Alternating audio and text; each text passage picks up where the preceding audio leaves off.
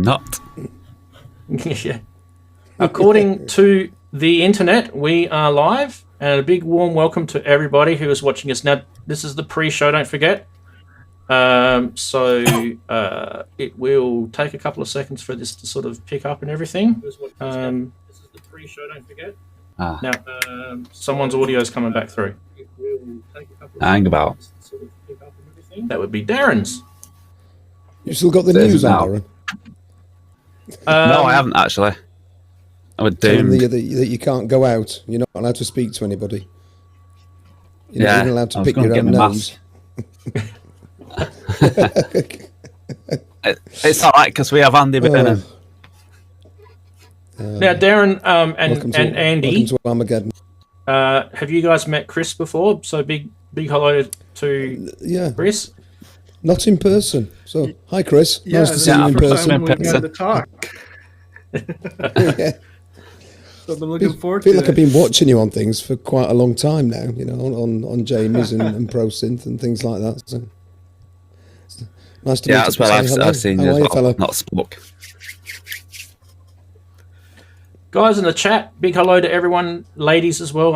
I'm pretty sure I saw Inky there. Let us know if the audio's, if you're happy with the audio. So we're going to go around. We'll start with Darren, then we'll go to Andrew, then we'll go to Chris, and we'll just make sure everyone's voices are fine, and you guys in the chat, because you're hearing us, can let us know if you're happy. So starting with Darren, give us a sentence. Okay. What? Just one sentence? Yeah. We're doomed. We're doomed. Okay. Andrew. We're doomed. We're doomed. Oh, so yeah, all the shades of Dad's Army. Well, it's a bit like Dad's Army. They're organising it just as well as Dad's Army organised anything. You can't do this, you can't do that, you can't do the other, but, you know, don't panic, Mr. Mannering. Don't panic. Oh, just go and stick your head in the sand and hopefully it'll all go away. And Chris? Well, good morning from California. Nice early morning for you. Did you have to get up very early today, or not too bad? Well, thankfully, I didn't have to get up as early as you had to get up. We really appreciated it. It was great having you on ProSynth Network, but man, that was an early morning for you. Yeah, it was. Or a late night. I ended up staying awake. Yeah, no, I actually had a little sleep before, and then I stayed awake after that because, like I said, it was only an hour before I normally get up when the show finished. So yeah, it was fine. Actually, it wasn't too bad the rest of the day. I was fine actually. So. Yeah, don't know what's going on there. I mustn't be as old as I think I am. No, I really enjoyed it. I was actually, to be honest, I was enjoying the show probably, and at the same time I was worried about sounding like a zombie during the show. So, and I did watch it back, and I think I did sound a little bit zombie-ish, but most people said that I came across all right. So, yeah, I thought it was all right. It was great. It was good. It was an awesome show. Yeah, and you'll probably be able to chill back. It's very similar. So obviously, yeah, it's good. It's really good to have you too. And I really appreciate you getting up early, of course. I'll probably be joining you for a coffee in a second. Yes. Okay. Now, heaps of people have jumped in already. We've got, according to this, we've got about 30 people who are concurrently joined. So. It probably sits around 30 to 40. I've noticed lately. So, Chris, I'll give you the sort of an idea of numbers that we get here. But I'm still trying to. I want to crack just because it's like a sport, really. I want to crack the 100. That's my goal. See if we can crack 100. And I don't know what we'll do. Open something, maybe a beer. I don't know. We'll work it out. So tell your friends, whoever's watching. Don't be scared. Tell your friends. This is a good show. Okay, now we're 10 minutes away from the actual main show, so if you are new, do welcome you. What we do in this kind of 10-minute period is we just let all the videos and feeds and everything sort of stabilize and make sure everyone's audio is working, and then have a little bit of a breather and grab drinks and things like that, and then we'll hit the big magic button on the hour. Unless you've come from Adelaide, then it'll be on the half hour. I haven't noticed the Adelaide guy there for a while. 888 Berg. He hasn't been on the show for a while. I don't know what's happened. Maybe they're in lockdown there. But look, if you're in lockdown, big warm welcome to you, and hopefully this provides you with a couple of hours of entertainment while you're stuck in your house. And I do apologize in advance if it's very cheesy, because it does get quite cheesy.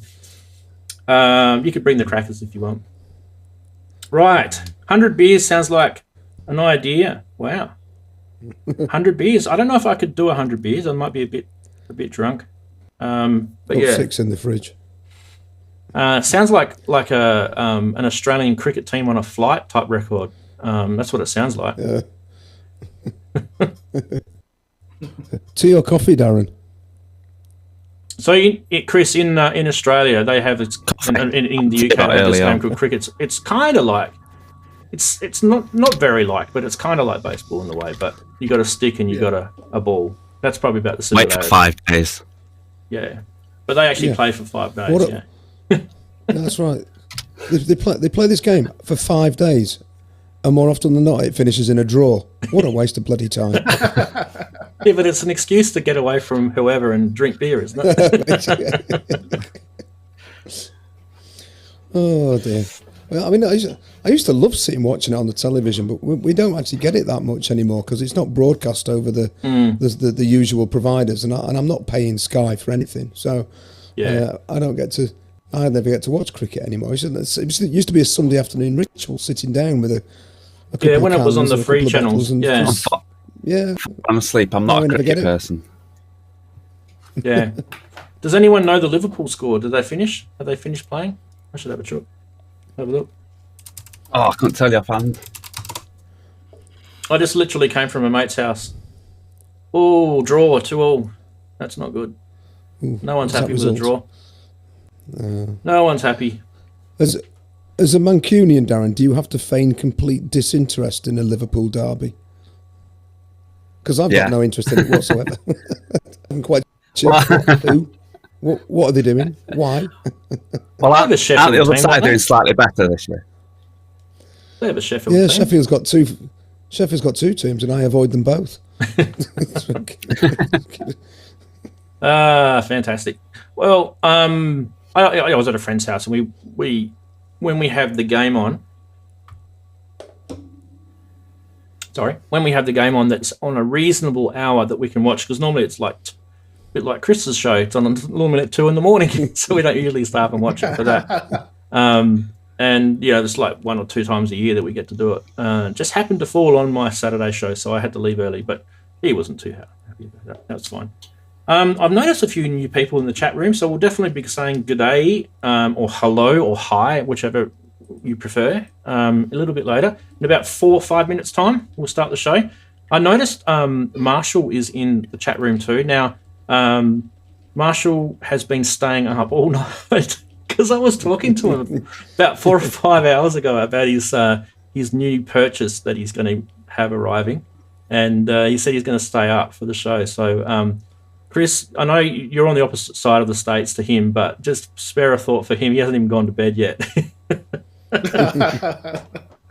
That's commitment for synthesizers right there. Yeah, absolutely. Yeah, we'll have to have a beer or something for him. But yeah, no, I think he's still living off the adrenaline of the excitement of this new synth that he's got coming. That he's just had word that it's on its way. Marshall, I'll let you tell everyone in the chat room what it is. For those who don't know, and that way I won't spill the beans Marshall, before you us. do. Yeah. Prophet 10. Prophet 10. There you go. I think that was just my guess. Is that right? Oh, right. It is correct. Yep. Now, what was I going to show you guys? Simon is getting one as well. Really? Wow. So they are shipping. I can't believe they're shipping them. I just thought like sequential. Like, we're announcing it, and 6 months later you get them. But they're shipping them already. That's really, really cool. Yeah. I don't know if you guys can see behind me. I'm going to get myself full screen here. Over in the back corner, you can see it's very, very blurry, but you can see the grey strip there. That's my Behringer System 100 modules, and I've moved them all over there to the Eurorack Go case now. and I've only got 4 more modules to get, and it's a complete set. And one of them arrived today. So the 4 more is still 4 more because that one that arrived today is not the 4 more.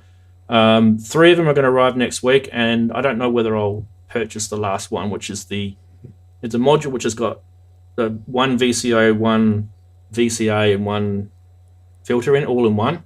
And I don't know if I really need it. So that may be one that I won't get, but yeah, that will be a complete, interesting how the Behringer have done it.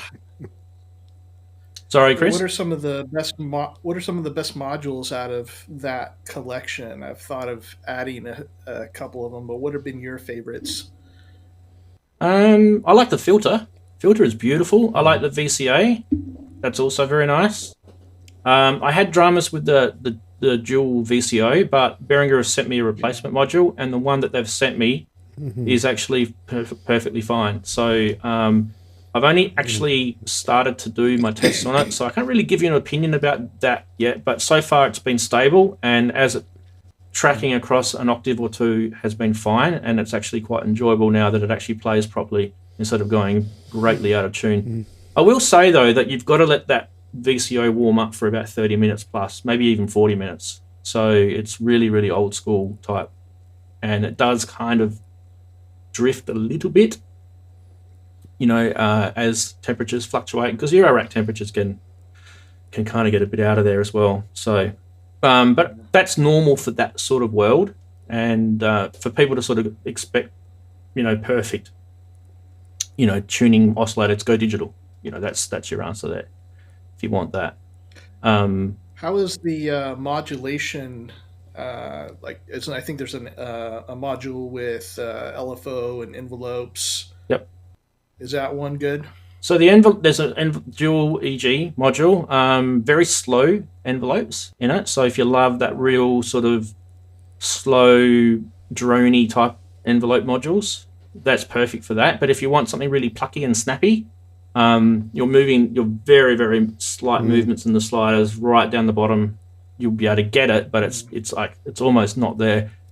So as an alternative, you can get the Roland one, the System 500, and they've actually got a switch on it which goes from like a high to a low sort of EG sort of setting. And another option you can get is the Frequency Central module, which is called System X. It's exactly the same thing, except this has got probably one of the snappiest envelopes you've ever heard in your life. And I kind of demoed it slightly, very, very briefly in the stream last week. And I've got one sitting over in that rack there. So I've got the best of both worlds now. So the Frequency Central module is really, really cheap too. So it's kind of on par with the Behringer pricing and that. So it won't set you too much. And it's nice, and I think it's only a 4 HP or something. It's nice and thin. Big fat knobs on it. Kind of, like, have you seen the Bafako modules? They kind of look similar. Like they've got the big white fat knobs on them with sort of like a black fascia. They look really, really cool. I love the look of the Frequency Central stuff. I'm actually really, like, in terms of Behringer, apart from the problem I had with the tuning, and everyone had that problem, I'm actually really surprised how good they are. They're actually really, really good. For the price, it's crazy how good they are. So don't be scared. I mean, look, if you don't like it, you can sell it. Like, it's one of those, it'll easily sell. So the module I picked up today was a little mixing module. I'll grab the box in a sec, but it's like a little parametric EQ on their 4-channel mixer. It was like $100. So cheap. Have all that cool stuff in eurorack format. Plus, it's got 3.5mm outs and 1/4-inch outs as well on it, which is handy because you might want to go straight into an upchain mixing desk or something. So it's kind of like the last module in your chain, if that makes sense. That's where you chuck that. And it's quite wide. I think it's like it might be like 30 HP or something, that module. It's pretty wide. So I'll grab it in a sec. You can have a look. Anyway, we should probably launch the show because we're 1 minute over. All right, who's ready to hit the magic button? We'll try this one. And we'll go to here.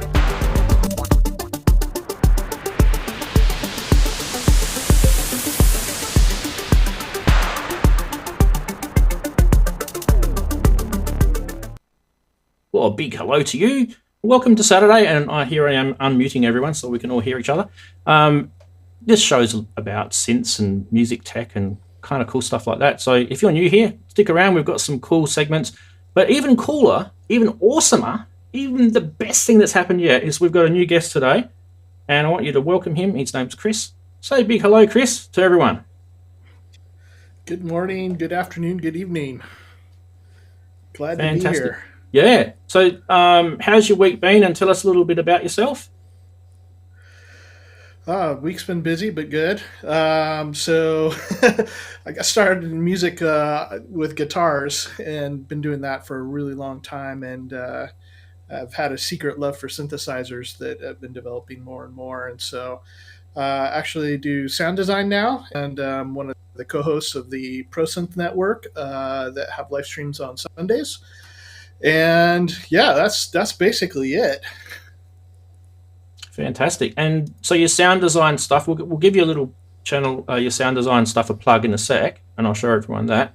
Kind of what sort of synths have you been doing sound design for, just out of curiosity?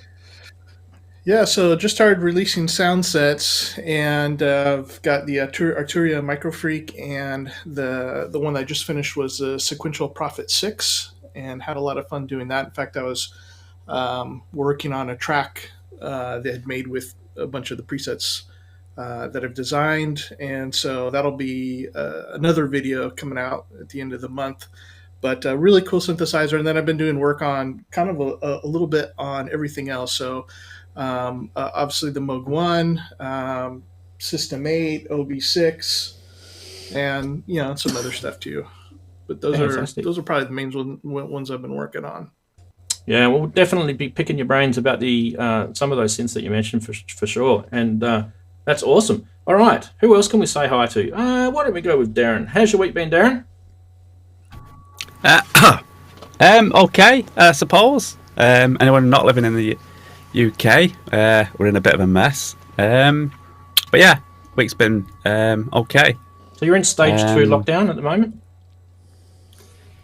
God knows where we are at the moment. We're trying to move in between stage 2 and stage 3, but we'll find out what happens, I presume, sometime over weekend. So what does that mean? Does that mean you're still at work? Some are, some aren't. Stage 3, our mayor's fighting against going into stage 3, so the government wants to go into stage 3, so who knows, it's up in the air. Right. And what about you? Are you stuck at home? At this precise moment of time, I'm okay. But like we say, who knows what's going to happen, and it's just an unknown, a bit for everyone, I suppose. Right. Well, hang in there, buddy. Music-wise, sorry. There you go. Oh, I was just saying, music-wise, yes.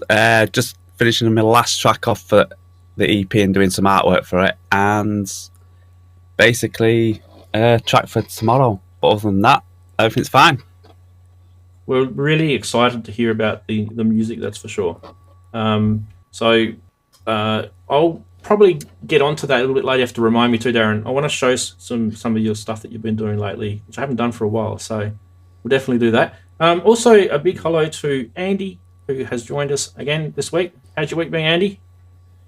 Yeah, hi everyone. Hi Chris. Nice to see you in person for once, Chris. How's my week been? Indeed. A bit like Darren was saying, it's all going a bit pear-shaped, isn't it? Really, we've had things go very topsy-turvy at work with things, but it's now half term for us. We've got a 2-week half-term holiday, so that's a nice break because it's been the hardest half-term I've ever had. Wow. You can hear my voice. My voice is very, very croaky. This always sort of happens at the end of a half-term. It just goes. I've not got a sore throat or anything. I've just got no voice. Too much talking. I mentioned last week about finishing a track for the first time in ages. I'd really like, if possible, to say a couple of words about what that was for. If you've got an opportunity, could I do it now or should I do it later if there's a chance? Yeah, go for it. Do it now. It's fine. All right. the track that I completed is to go on a compilation album, which is an in memoriam album for a mutual friend who passed away towards the start of lockdown. He'd had a brain tumour. He'd had it for quite a while, but finally I think in May. And the idea was because he'd got an obsession with the number 23, that all these different people would produce, 23 artists, therefore 23 tracks of 2 minutes and 30 seconds exactly per track. A fella called Paul Mills, who was one of his, this friend who died was a man called Paul Bauer. It was quite a significant fella here in Sheffield, and I'll say a few words about him. But his musical collaborator Paul Mills is sort of caretaking or curating this project, and eventually hopefully towards the end of November it'll be put up on Bandcamp to raise money for the for the hospice where he was actually being cared for. Paul Bauer, the friend of ours who passed away, was a key player in the electronic music scene here in Sheffield. He was a member of a band called SLBC and Psychoacoustic Sound Clash with Paul Mills, and he was the studio manager for Axis Studios here in Sheffield, which belonged to the Comsat Angels, which was right next door to the Human League studio. He then set up a company called AWOL, which is one of the first companies which curated music and managed to get it up onto streaming services like Apple Music and Spotify and all of these companies. And he was very, very well known as a musical creator as well. He also owned the most massive 5U modular synth I've ever seen in my life. It's just huge, this thing. So a very significant fella here. There are some key contributors to this album. I don't mean myself, but some of the contributors, Stephen Sin, who was the keyboard player and songwriter for ABC, he's contributing. Oh wow. A.D. Newton, who was or is basically Clock DVA, one of those Sheffield industrial acts from back when, but he's continued to make music, and a host of others too. So it's going to be an interesting. I've had to listen through to some of the tracks, and I have to say that they're all really, really good and so varied. So I'll again, when the time comes, when it's up for release, I will stick up links to that on my Facebook and YouTube channel if I can. So anyway, thank you for letting me have a say on that. Yeah, no worries at all. Okay, all right. We will move on to saying hi to all the awesome people who are in the chat room. And there is so many people here today. It's really, really nice and lovely of you guys to join the show. I'll try my best to see if I can say hi to everyone, but I sometimes forget. And I always say, if I do forget, just throw your synth at the screen in disgust, because we can't have that. First in the chat to earn the Guernsey today was Andy. We've already said hello to him. ASIO Head was actually the first non-video person in, so he gets the second Guernsey. Wagoo's there, D-Best, Marshall, staying up late for us, awesome mate. CYMON66, greetings from LA, awesome. Now, that's an early start for you, that's for sure. So big hello to there. Who else we got? That's Simon Alexander flown in. Wow, fantastic. We got Richard Groks, Sergio from all the way down in the southern part of South America. Who else we got? I think I said Wagoo, didn't I? Inky is there, so hello Lisa. Nice to have you. Wayne Murray, Mike Delic, Foxy Nirvana, Mr. Mac, Axelsoft Music, and keeping going, we've got Thomas Farmer and Get Semini Music. So a couple of new people there. Big hello to you, big warm welcome. Thanks for joining. Hopefully you can stick around and enjoy the rest of the show. So we've got Chris in there, and he's obviously here. We've already said hello to him. I'll just keep scrolling for a little bit longer because just going off the screen now. But yeah, if I've missed anyone, just yeah, like I said, just throw your synth at the screen. That's just not on. Oh, Inverted Popes. There you go. He's in there. I did notice him. Look, if I did miss anyone, it's going on crazily. I think Jamie from GeoSynth popped in, and Napalm's there, and your name here. Everyone seems to be jumping in right now anyway. So it's good to see you all. Don't forget, we've got Discord as well down below. Now, I do promote Discord every week, and I do it for a reason. The server address is right down the bottom where you see the socials and the Discord icon. If you guys can remember to join Discord, why? Because we chat during the week. It's not just on this show that you get to have a little chat. So most of the people that you see regularly here on this show, you'll see in my Discord server, and it's a really, really cool way to sort of, you know, share the love, what's happening during the week and everything like that. And for those who are on the Discord with me will know that I kind of post regularly things that I get up to here in the studio and share pics and things like that. So it's a bit of fun.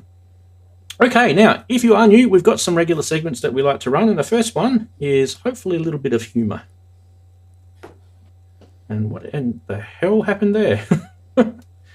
I think that was a complete fail. Try this one. Take a drink.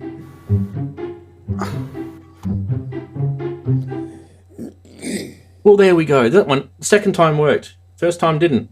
Trust me, I did press the same button. So there you go. This is how human works.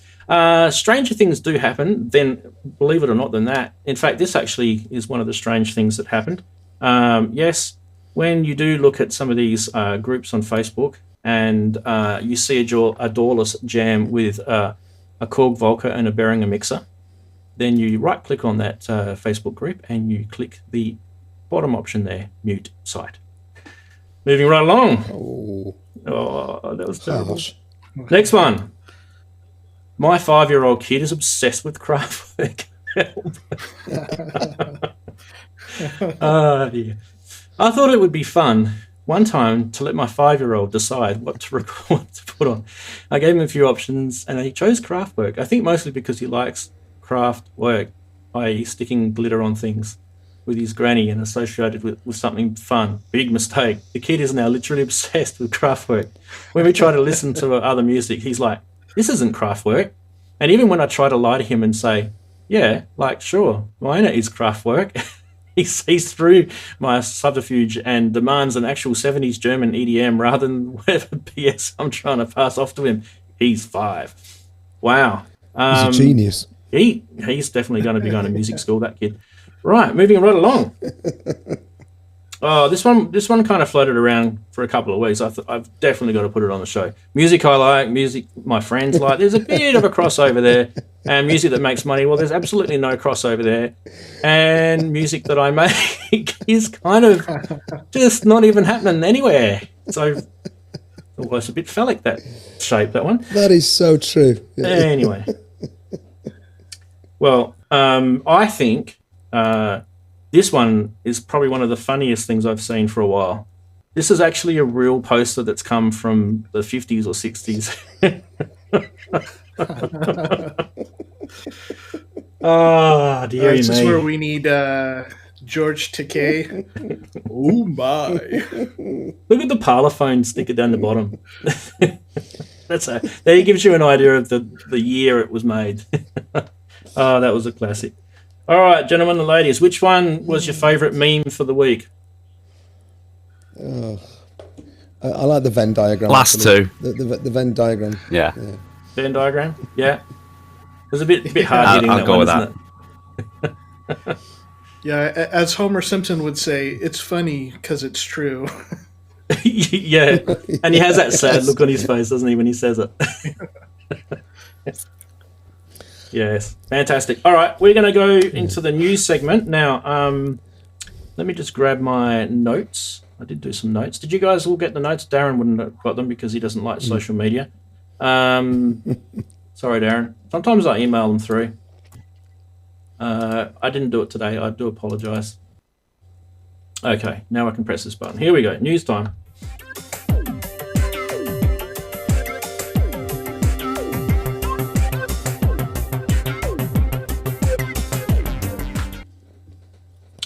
Yes, well, there is news, and I like to sort of get all the news ready each week and kind of prepare it and, give you guys some nice stuff to look at. And where are we? Let's fast forward this video and let's have a bit of a talk about this. Yes. Well, this video came out a while ago. Okay, so those are the 3 VCOs. Now, just to mention here, you can actually set them. So what are we looking at here? Well, this is the Behringer ARP 2600 clone, as you can see.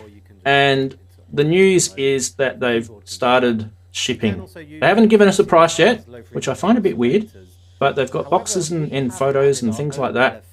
The question I want to ask you guys is, even though you don't know the price, are you going to be getting one? And what price do you think it's going to go for? Who's got a bit of inside knowledge? Who wants to have a guess? Let us know in the chat. But definitely a cool thing. And there's a little bit of a graphic there. Of the photo that they showed just recently. I think it was like 2 or 3 days ago on social media. So this is the finished product. Have a look in the top right-hand corner. Doesn't that look like a Sesame Street character? What's going on there? Yeah, it's like a Cookie Monster. Yeah. A bit of a Cookie Monster look. I think that's definitely going to get some stickers of like a bin, a trash can lid above it, I reckon, over the years, that thing. Yeah, but just looking at this, it's a desktop module, but also rack mountable for a 19-inch rack, that is. What do you guys feel about this kind of user interface size and format? It's quite big. Would that fit in your studio space? Is it something? I know the real ARP 2600 is a lot bigger than this. So, I mean, the argument there is they've actually saved a lot of space. But yeah, so a couple of questions for you all. What do you guys think? Who wants to go first? ARP 2600 from Behringer. If you want it, you'll make space for it. Yeah, I think so. I mean, certainly. I mean, by far the majority of the population can't afford the Korg version, or even if they could get hold of one. So I think those of us on a much lower budget, it's definitely something that's very, very interesting. I mean, I've hankered after an ARP 2600 since I was a kid, ever since you saw it printed on, Jean-Michel Jarre's sleeve notes and other such bands. So yeah, it's definitely another one to add to the list of things. That list is getting very long now, although I've managed to cross one thing off. Fair enough. What about you, Christy? Is that something that's going to end up in your studio? Well, I hope so sometime in the future. It's kind of one of those things I don't really need, but I really want. And so I have some other mono synths that I'm very happy with. I've got a Behringer Model D that's in my Waldorf KB37. That's the kind of the eurorack keyboard that you can put modules in. And then behind me I have the Matriarch, and so I'm very satisfied with them. I love the Moog sound. But the ones that would really be tempting, if either Oberheim, if Tom or Behringer come out with a sim that's some sort of like Eurorack or anything like that, I can grab some sim modules. Those would be my first choice, and my second would be this 2600. I mean, it's just one of the classics. Yeah. And what about you, Darren? I know you did show a bit of interest in the 2600 when they first announced, well, even the Korg one. Yeah, I'm a bit like Andy. It would be definitely on my list. Where I would put it, this is the thing. Yeah, it is on my list, but then so's a lot of other stuff. At the moment, nothing's going to be being bought. But yeah, if I can find somewhere, I'll make somewhere. Might have to somewhere around there or over here, maybe. So yeah. I'll it's definitely on. It's on the upper half of my list. Let's put it that way. If you had, I don't know what your shelves are behind you there. I'm just going to keep the camera on you because we're looking at your shelves behind you. And by the way, you did have a blue sheet on those shelves last week, so it's nice to see them back. I was actually worried they disappeared or aliens stole them or something. Especially for the Juno. So no one really knew what was going on. But anyway, the width between you've got a BeatStep Pro there. How wide is that? 19-inch, the BeatStep Pro? I don't actually know how wide that thing is. Technically, you might be able to actually put an ARP 2600 in one of those shelf spaces there, I reckon. And then technically, that actually hasn't taken up any desk space, has it? Because it's sitting on the shelf there. No, The only thing with things being up behind me Yeah. is it's just the pain, really. That's why this back part of me might be getting changed at some point this year. Interesting. So, yeah. yes. Blue Sheets was up for a few other reasons, and also I wanted to try some things out with the keyboards here. So these might disappear for a while. Right. We'll have to see. It's because it's all down. It's not down to money at the moment because nothing can be spent. So there won't be anything new in the studio for a while. Yeah. But I need to do a big. You've seen on the video how small the studio is. So yeah, I can't get anything big. Everything's got to be within the small 6 foot by 6 foot room. Yeah, and I think we'll definitely show a bit of that video later because I actually really enjoyed. I really enjoyed that part of the video. Actually, it was kind of like a bird's eye view from behind you, and I don't think many of us have seen that view. Actually, like looking from behind you to your screens and the wall and on the other side. So it was pretty cool. I liked it. Okay, so moving on, we're on news. Now, I did want to sort of mention while we were talking about the Behringer clone, there is also the 2600. So there is also this that they released knowledge about earlier this year, and this is the 2500. Now, if you don't want that big sort of, when we're saying big, it's 19 inch, it's not that big, but if you don't want to have a footprint that's going to take up that space and there's nothing you can do about it, the other option is that you're going to get a fairly similar sound, if not, some would argue maybe better, with the 2500 modules, and you'll be able to mix and match these, and you may only want the oscillator, or you may only want the filter, or you may only want the ring mod. Do you know what I mean? Like, so you've got maybe better sort of flexibility with this option. Be interesting. So these are going to start shipping, I believe, very soon. I'm actually seeing dates now in some of the retailers with these, and it's sort of November-ish.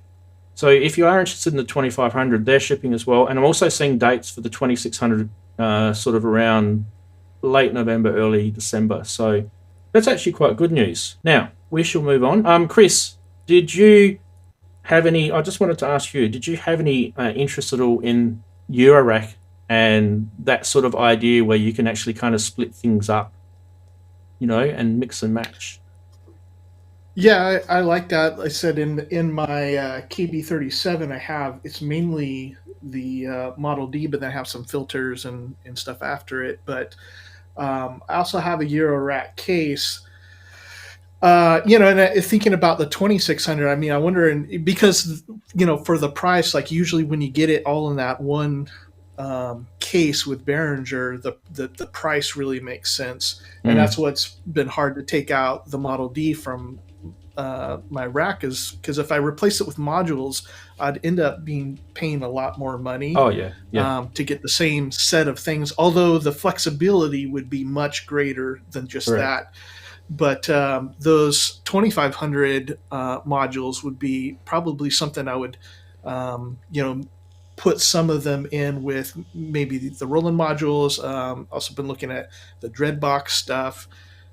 As far as like doing more of like a modular mono synth kind of thing going. I have a Tip Top case which has probably a little bit more. It's like mutable instruments and like more traditional Eurorack type stuff, but a lot of the times I'm mainly working with the using like a really expandable mono synth for integrating into music I'm already writing. So yeah, that would be a possibility. I wonder if that 2600, I was just thinking about like I've got room to have it, but to maybe mount it on one of those like computer monitor like boom stands, I don't know, like wall mount or desk mount, that you could have that next to your setup. But I'm just thinking about in my own room where I could have it here and have it to where you can take it and you can kind of shift it around and be able to interconnect it. Might be an interesting idea. Yeah, there's 19-inch, what they're called T-stands. They're like a desk stand for 19-inch rack stuff, and music people sell them. And you could definitely get one that would be, about 5 or 6 U. So yeah, that's definitely food for thought. Anyway, awesome. Okay, Yeah. we shall move on. We do have more. What is the next bit of news? This thing. Now, Ken brought this to our attention last week, and I just thought, wow, this is actually really, really cool. So this is the Per4mer by a good friend of Ken's, Corey. And if you guys watch the Beat People podcasts, this is the company for Corey is now called Modbap. It's a new Eurorack module. In fact, why don't we have a little bit of a look at the video? Let's get that working for us all.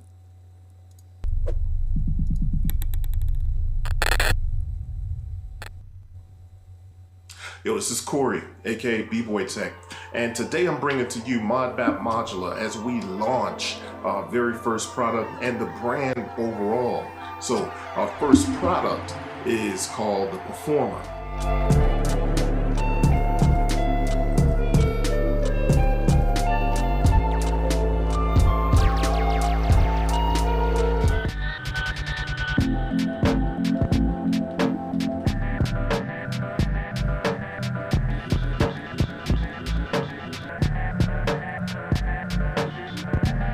So what we got is a Eurorack module featuring 4-beat optimized stereo effect processors, a Doppler style delay, reverb, glitch, and a tape stop.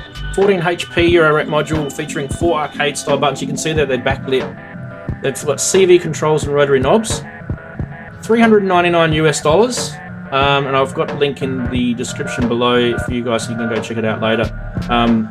The video will go on for a bit more. Yeah, what do you guys think of this cool little sort of idea? The Per4mer Eurorack module by Corey and his business Modbap. The Beat People, you can see it on there. Anyone want to make... Darren, I think you're a bit of a Eurorack guy, so I think you can go first. Is that one... Well, you're probably more of a Eurorack than me. Yeah, I think it's quite a lot of cool hands-on Eurorack device. I think, like your nifty... not just a nifty case, but a small case, modules like that in it could be coming quite handy live as well with the Eurorack. So I think it's quite a cool little Eurorack module. Yeah. What do you think of the arcade buttons on it? The that sort of over your face there? That sort of thing. Yeah, I like them because I think you've got the MIDI fighters that use the arcade buttons, so you can. You don't need to worry about them breaking quite so easy, do you? They're not built like Behringer. Fair enough. Okay. Anyone else want to make a comment about the Modbap Per4mer? Or should we move on to the next? Does that sound like something anyone would buy? Wouldn't have need for it, but I thought it sounded good. Checking out some of the demos, I couldn't resist the one that Ben DivKid did, because if there's any piece of gear I'm looking at and he's done a video, I always go and check it out. But I actually enjoyed hearing that and I don't remember whose video it was, if it was his or somebody else, but somebody did it in a more ambient context than Corey's video, and I really enjoyed that. Because some of the effects, like I'm not sure how I would use glitching or the tape stop stuff in my music, but hearing it used in a different musical context, gave me some ideas. Yeah, so I had a bit of a chat to Ken. So you guys know Ken Flux with it Pierce. He's regular on the channel, and he was telling me about the DSP effects on there are really, really top end. They're not kind of cut and paste usual algorithms that you see floating around in kind of, GitHub and places like that. These are a lot more sort of thought and development have gone into them. So for me, it really does depend on how unique and because there's a lot of options around at the moment for glitching sounds up, tape stops, bit crushing, with me here, I've got the Roland Scooper that's been out for years. It's a real glitchy sort of thing. And I've got the Magneto. I've also got the Typhoon, and all three of those modules can, in a different way, can glitch up your beats. So definitely. All right, we shall move on. What else we got? This one was suggested to me by, I think we shown this before? I can't remember, but if we haven't, we're showing it now. And if we have, they get a second sub of the Sav by 1010 Music. It's the Bluebox. Now this has really actually kind of interested me, and I'll show you why. Now, is it the third video? It is. Beautiful. Let's go. This is the very quick video.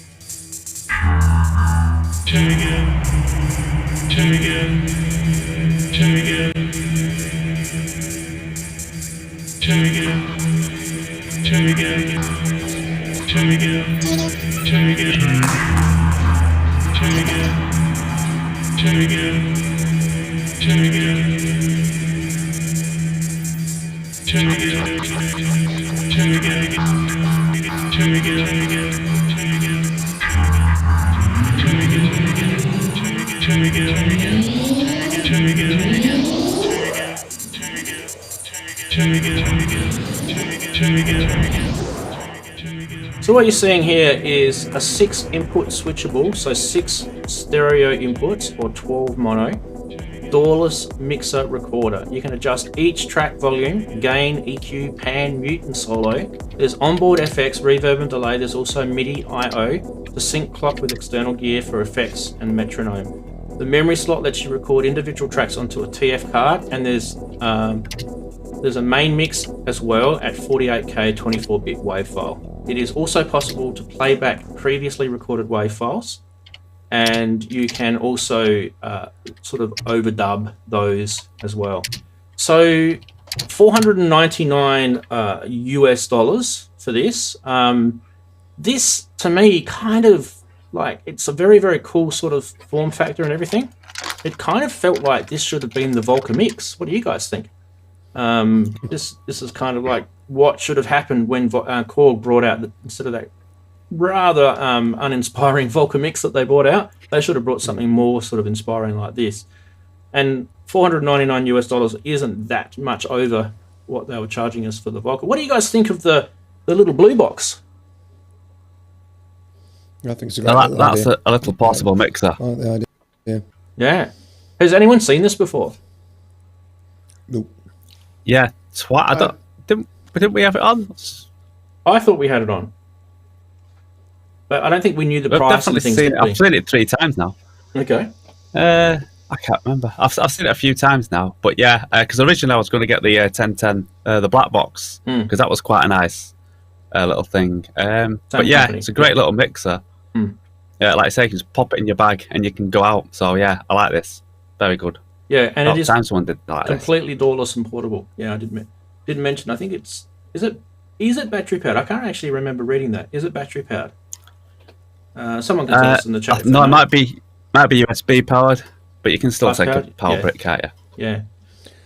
Can you just tell us again, Ronzi, how many was it? 6 stereo inputs or 6 mono inputs?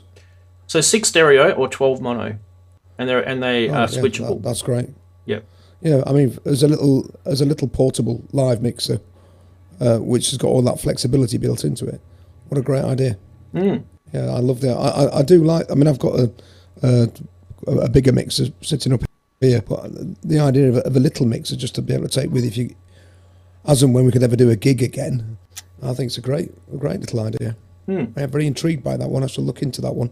Definitely good price. Definitely good price. Chris, is that something that you reckon you could see yourself getting? It's a neat little unit, but I really wouldn't have any use for it. I know people have different ways of working, and I guess this would be one area where I'm probably a little more band or rock oriented. I really enjoy working in a DAW, so yeah. I like programming synthesizers and hardware, but when it comes to composing music, if I can keep things kind of centralized on the computer, then that tends to help me better than having I just don't do as well with a lot of little boxes. So probably not for me. Fair enough. But that's okay. We all have different needs. That's absolutely fine. I think we will move on to the next. We've got one more news item. Now, when I saw this photo this week, I saw it in a meme section. I thought, oh no, this is going to turn up on my meme thing, and I thought, wow, last week I was taking the P155 out of Akai releasing a funny Akai Cell handheld sampler, and here I am seeing an Akai product. Or is it? Actually, no, it's not. It's just that someone's got a branded Akai MPC Live there, and they've brought this product and chucked it on the screen and made it look like it's part of it. But no, it's not. It's actually really is a real product. And if you're actually wondering what it is, well, why don't we have a look at the little video and it'll tell everyone what it really is.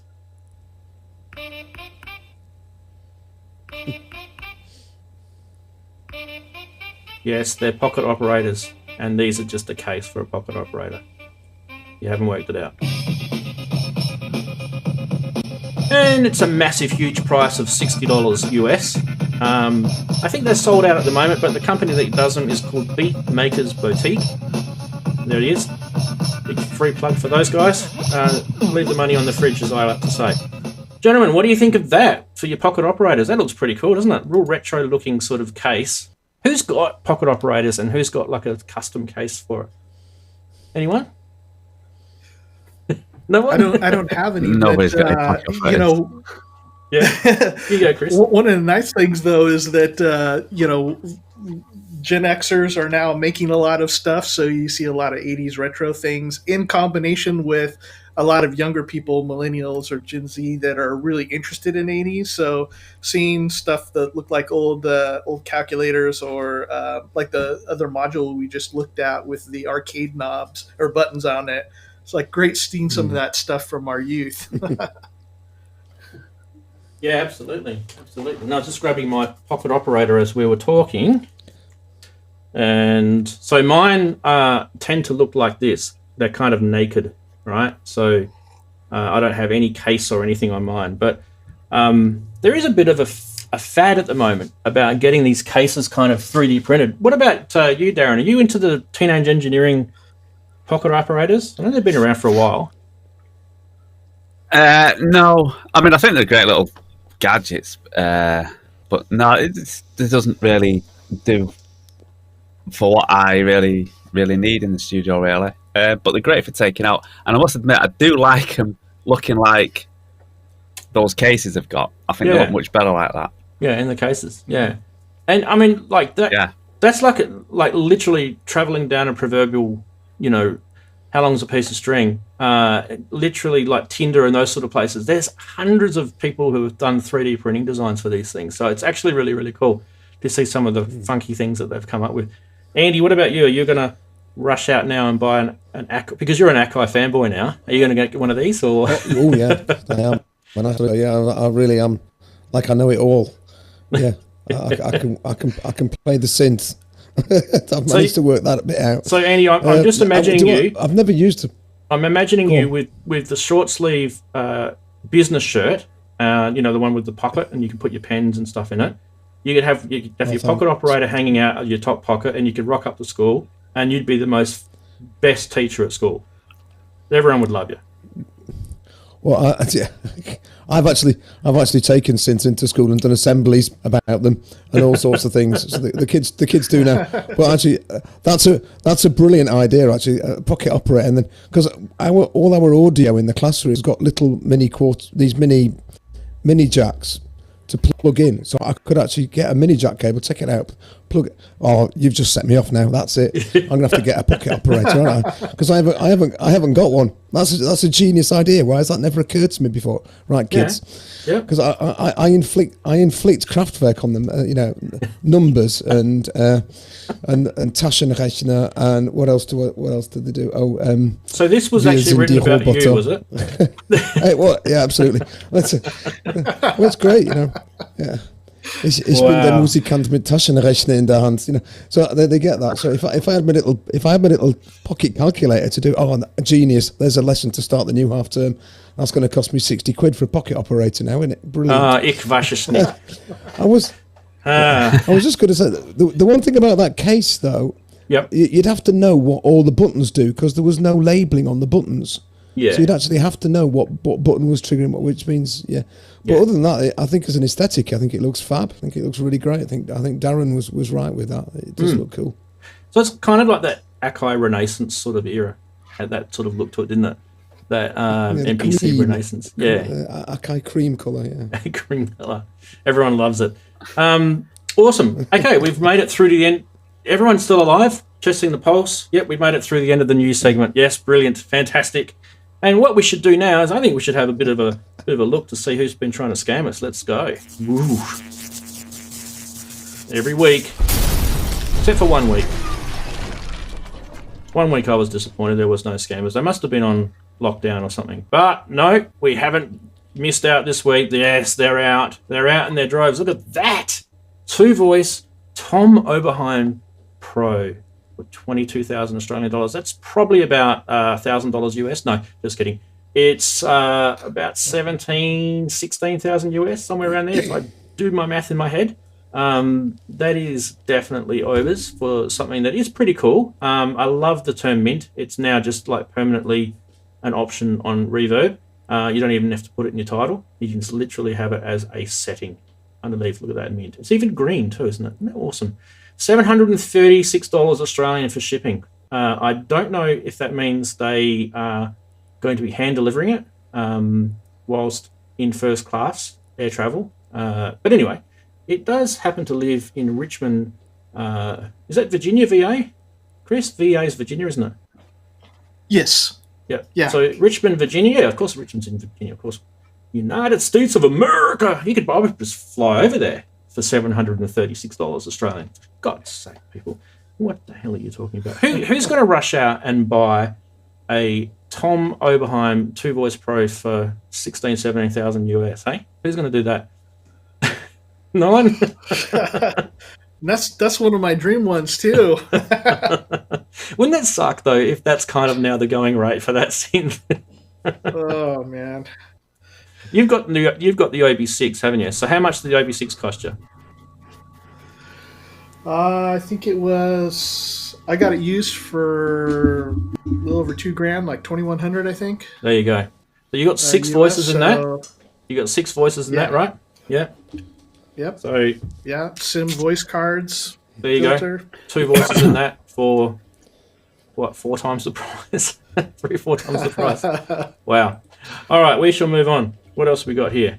Oh, this one I was so confused. Okay, so I'm on Facebook and I'm scrolling as we all do. And in one of my I think it was an Italian groups that I'm in. Not that I speak Italian or anything, because Facebook's got this lovely translate button. You can just read Italian now without having to know a word. Don't trust it. I don't trust it, yeah, because it could be telling you that your mother's on fire. When in fact it's actually asking you what flavour pizza you like. But having said that, you could also get a Moog one for €715. So sometimes we do scams and it's always the big price that we're looking at. In this case, it's the opposite. So yes, I don't know if that's really true. Now, if I'm reading some of this, I think it says that it's a finance option. Something about finance option there. So this could be like maybe your first payment or something. I'm not really sure, but it's definitely misleading the way they've advertised it. But yeah, Amazon Hub. If anyone's got Amazon Hub in Italy, let us know if this is actually a real thing or not. What did you guys think of that one? Was that a bit crazy or what? Moog one for €715. 107.25 euros total. It's not a real one. It's a fridge magnet. It's a fridge magnet for €715. Wow. We've seen those though, haven't we? Okay, what else have we got? No, it means installments of 750. That's what I thought it meant, but seriously, it was very misleading. So, and once again, I'm actually just searching eBay because I'm a nerd and I love synths. And I literally just type in the word synthesizer and then I click enter and then I sort price highest to lowest, and lo and behold, look at this. In Japan, you can get yourself a Moog Subsequent 37. Now this one is limited near mint.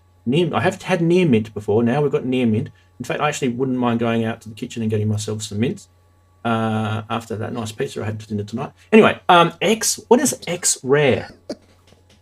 I was going to say, what's X rare? Near mint X rare. It sounds like I'm ordering. It used to be rare, but now it's not. But 6,300 6,374 Australian dollars, and then you add that exuberant postage underneath. You might as well say it's better part of 7,000 Australian dollars. We are looking at probably £3,500 to £4,000, gentlemen. Now I can tell you that the brand new Subsequent is about a quarter of that price. So I don't really know why anyone would even want this. Good luck to him, though. Maybe he's thinking about retiring. I'm not sure. Moving right along.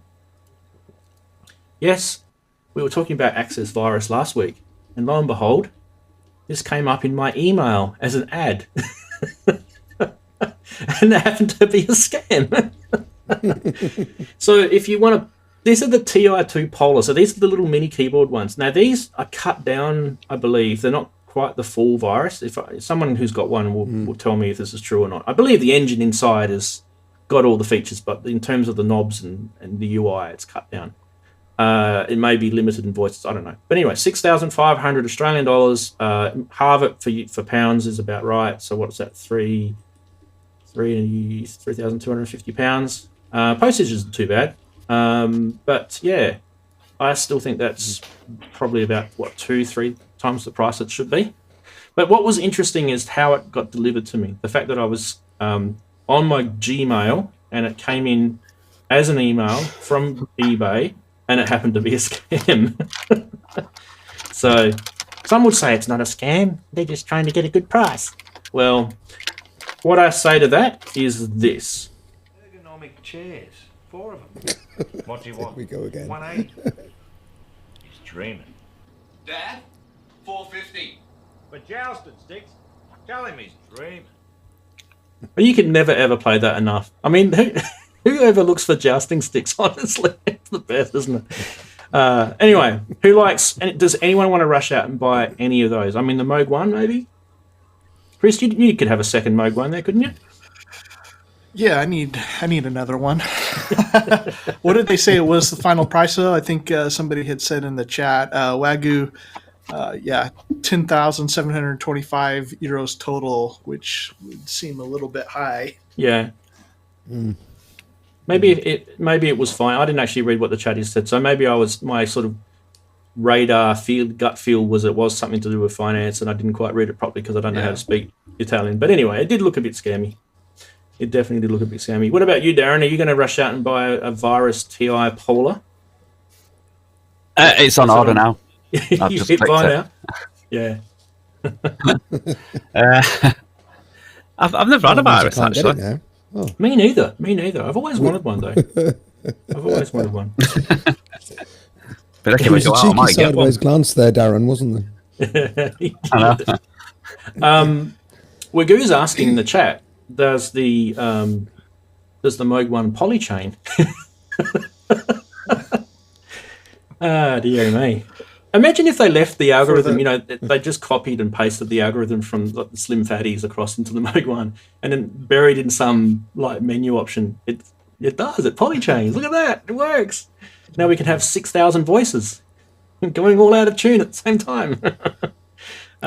Beautiful. I think the Access Virus is one to think about, really, because it's a very, very popular synth. It's held its popularity, all the versions of the Virus, because they were produced, they sold well, but then he hasn't actually done anything at all since 2011. I think the guy that was responsible for the company, Access, now sort of just builds guitar amps and guitar processors, and he's sort of lost interest in synths, which is a shame, because the Access Virus range for those virtual analog synths was a really good one.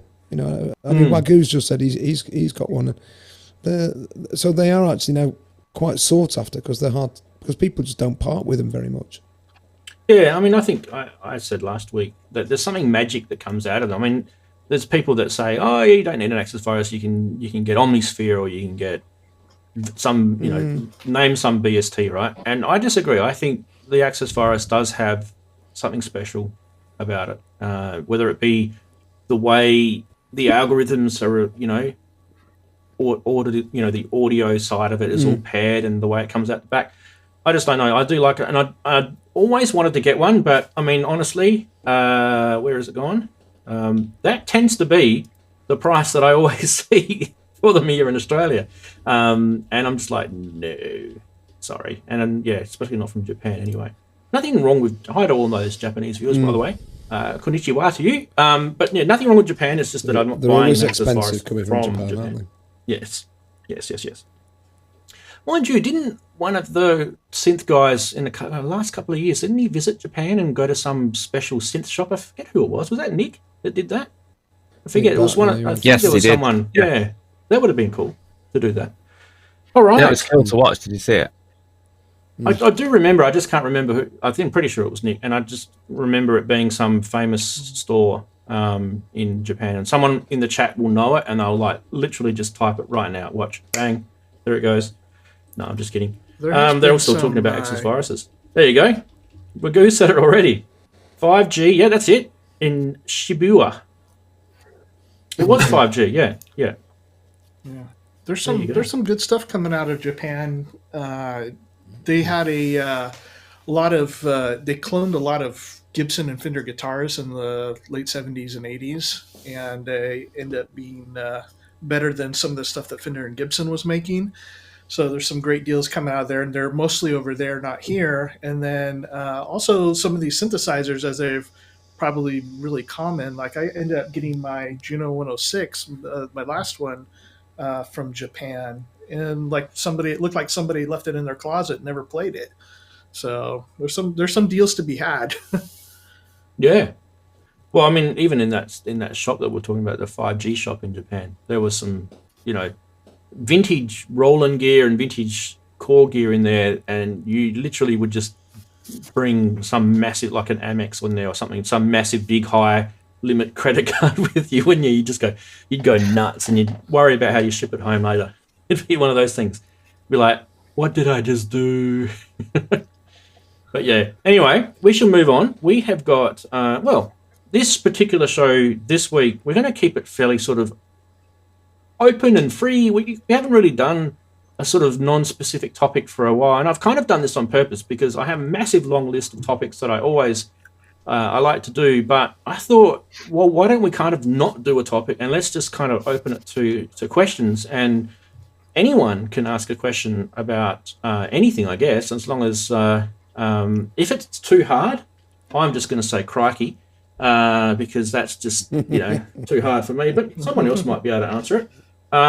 So how are we going to do this? I think what we'll do is we'll ask the chatties to ask a question. Now, the rule is to ask your question, write the word question and then a colon, and then type your question out afterwards.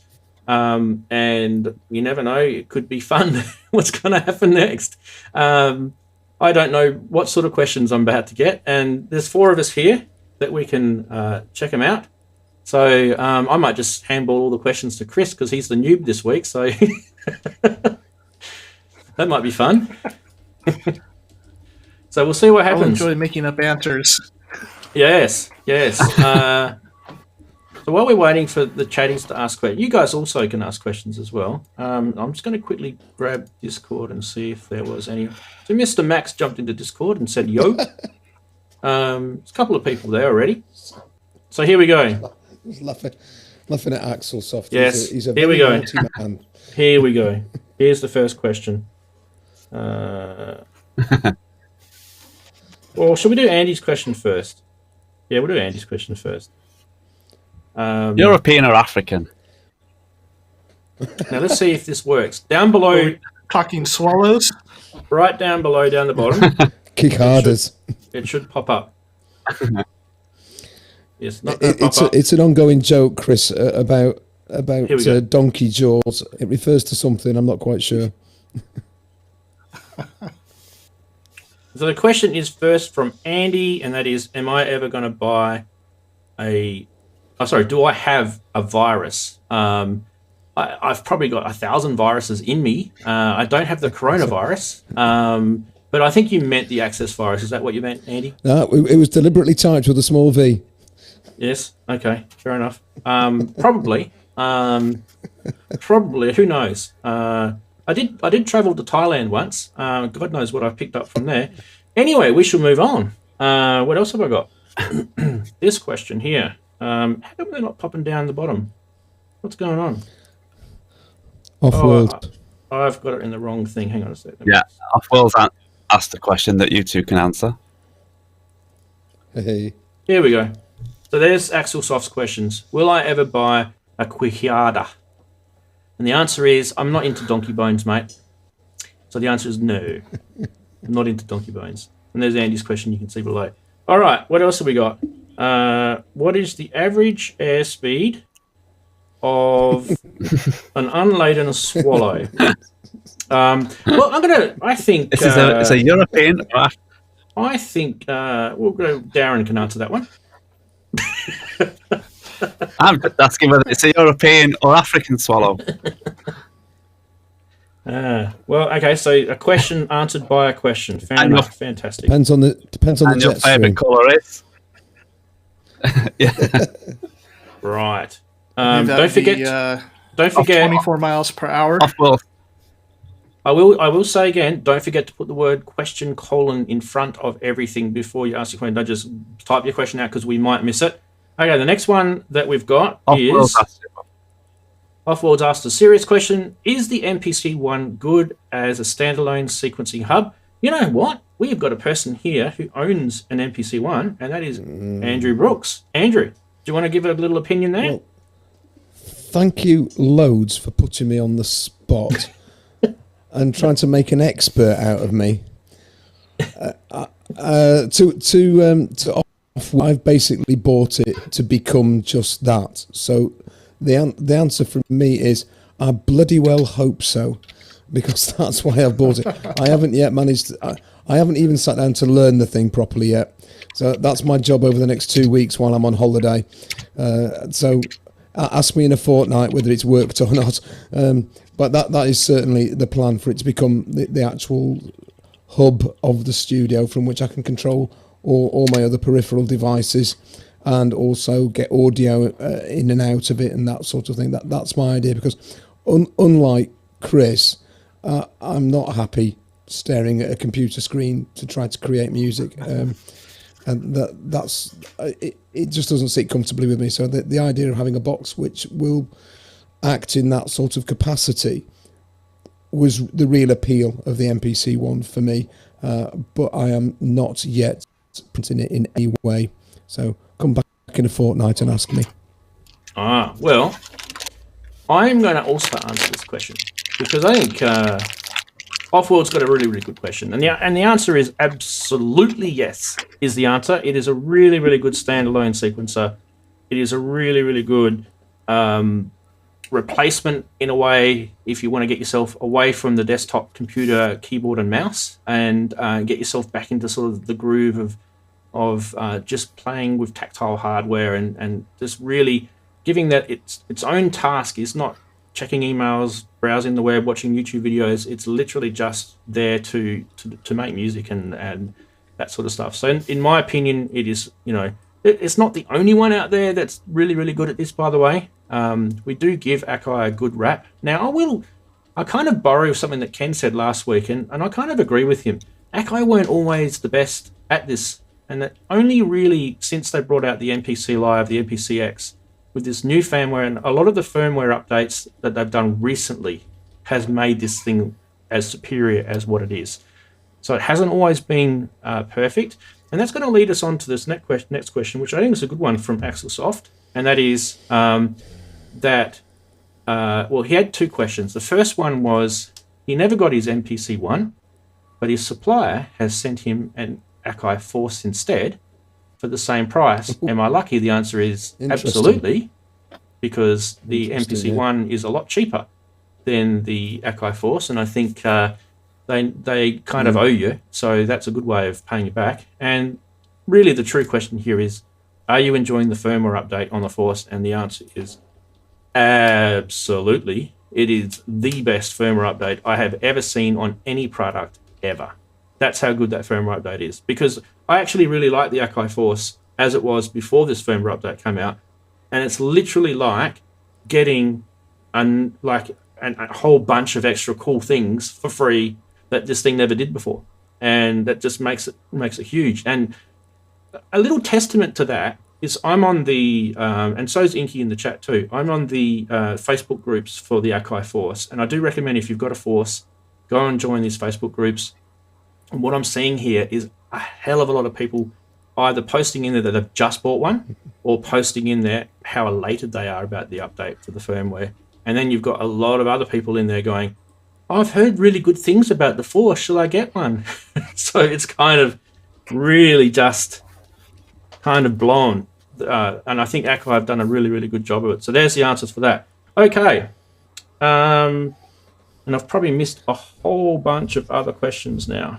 So where did we get up to? Wagyu has a good one. Wow. Hang on a sec. All right. If I've missed your question because it's scrolled off the screen, you're going to have to probably answer it again. Wagyu.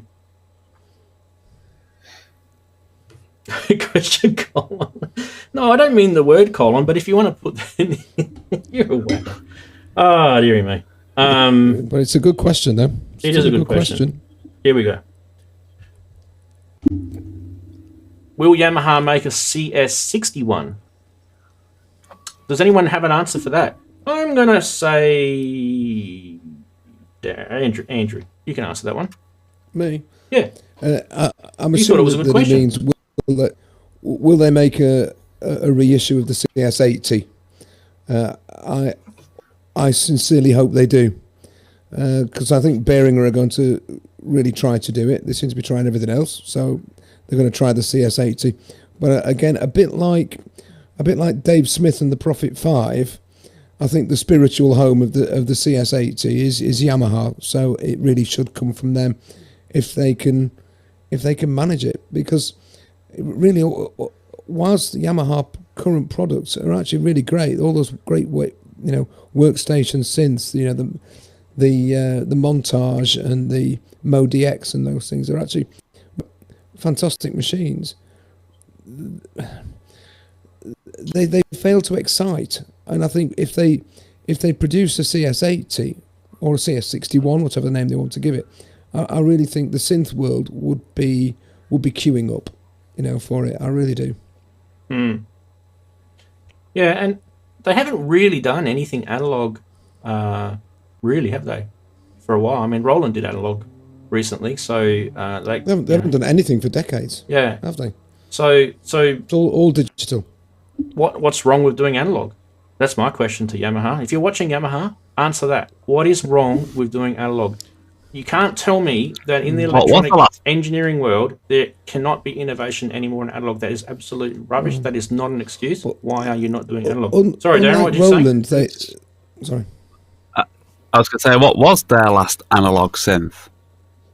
Because I can't even remember. Well, it'd probably be a CS. Well, what you going back? Yeah. It'd be a CS. Are you going that far back? Is that the last time they actually did? CS70, something like that. Yeah. Right.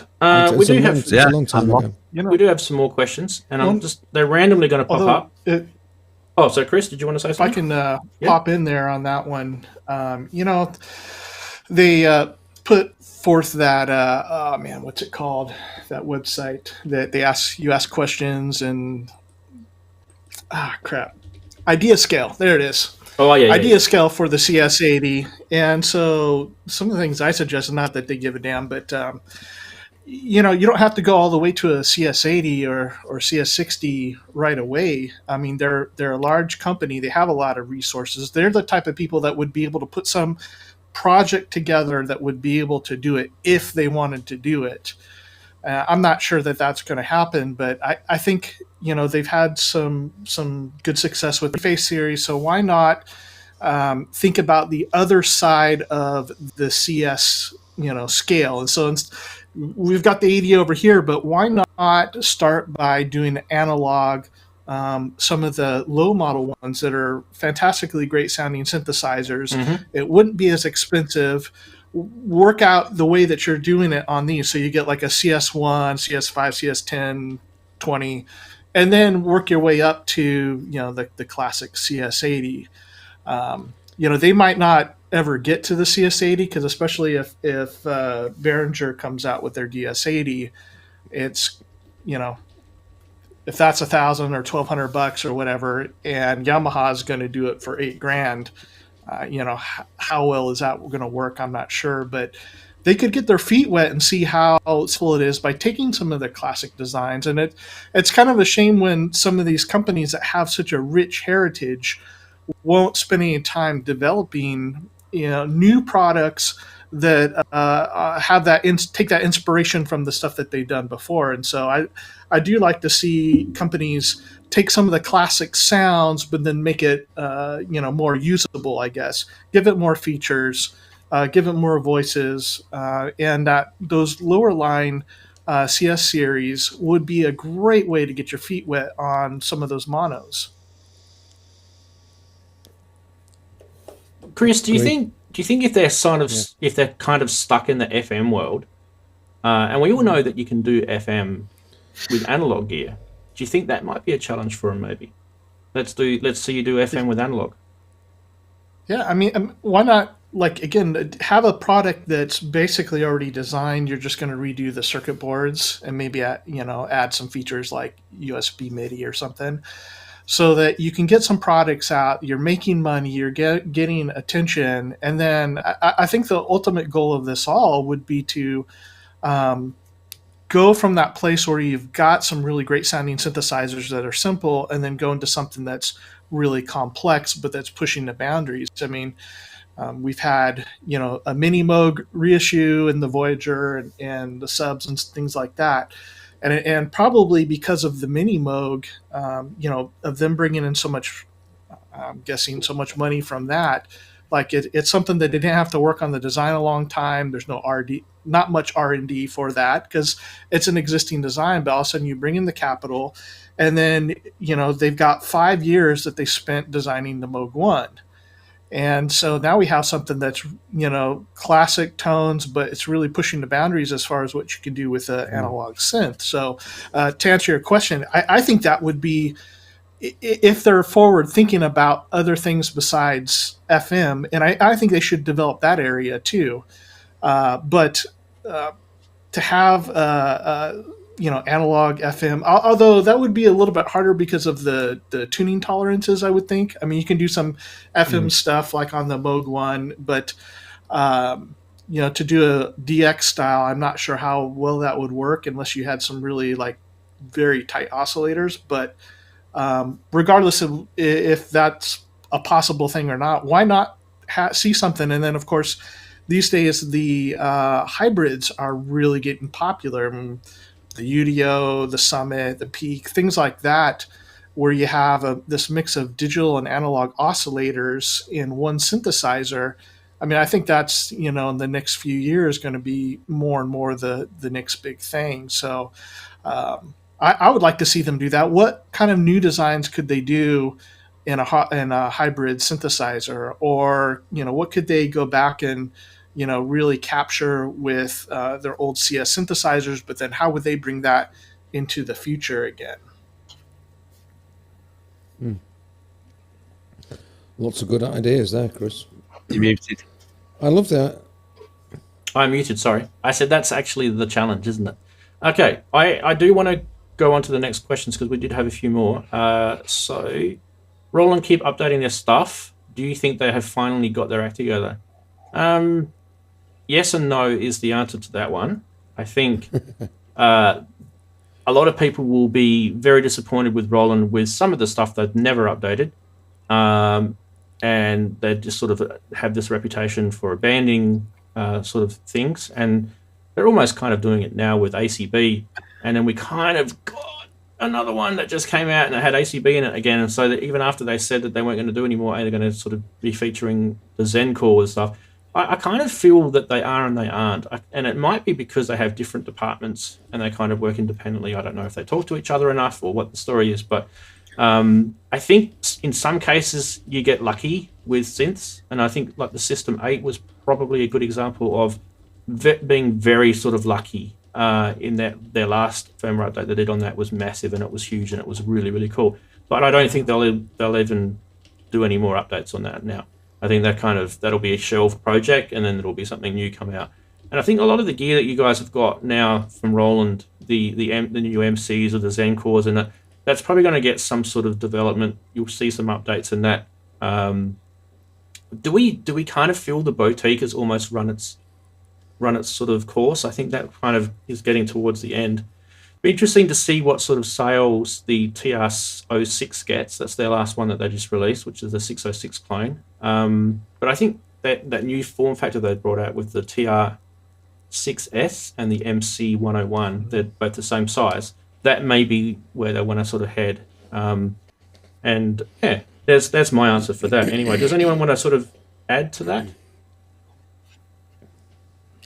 You've sort of it basically doesn't said seem it. like they've. I will go Darren first. Sorry, I think he was just jumped in first. No, I was just agreeing with you. The way he was actually saying it as well, that's how they make you feel. Sort of like, yeah. So I think you've pretty much answered it. Okay. Go on, Chris. Yeah, go, Chris.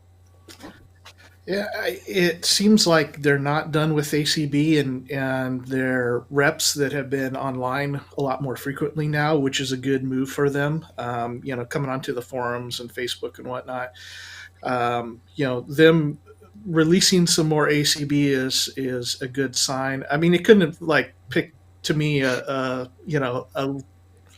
worse example. Like, we're all waiting for a Jupiter 6 or Jupiter 4, some of the classic synthesizers in ACB that they still haven't done. And we got the 606, which I don't know, I wasn't too excited about that, but at least it was ACB.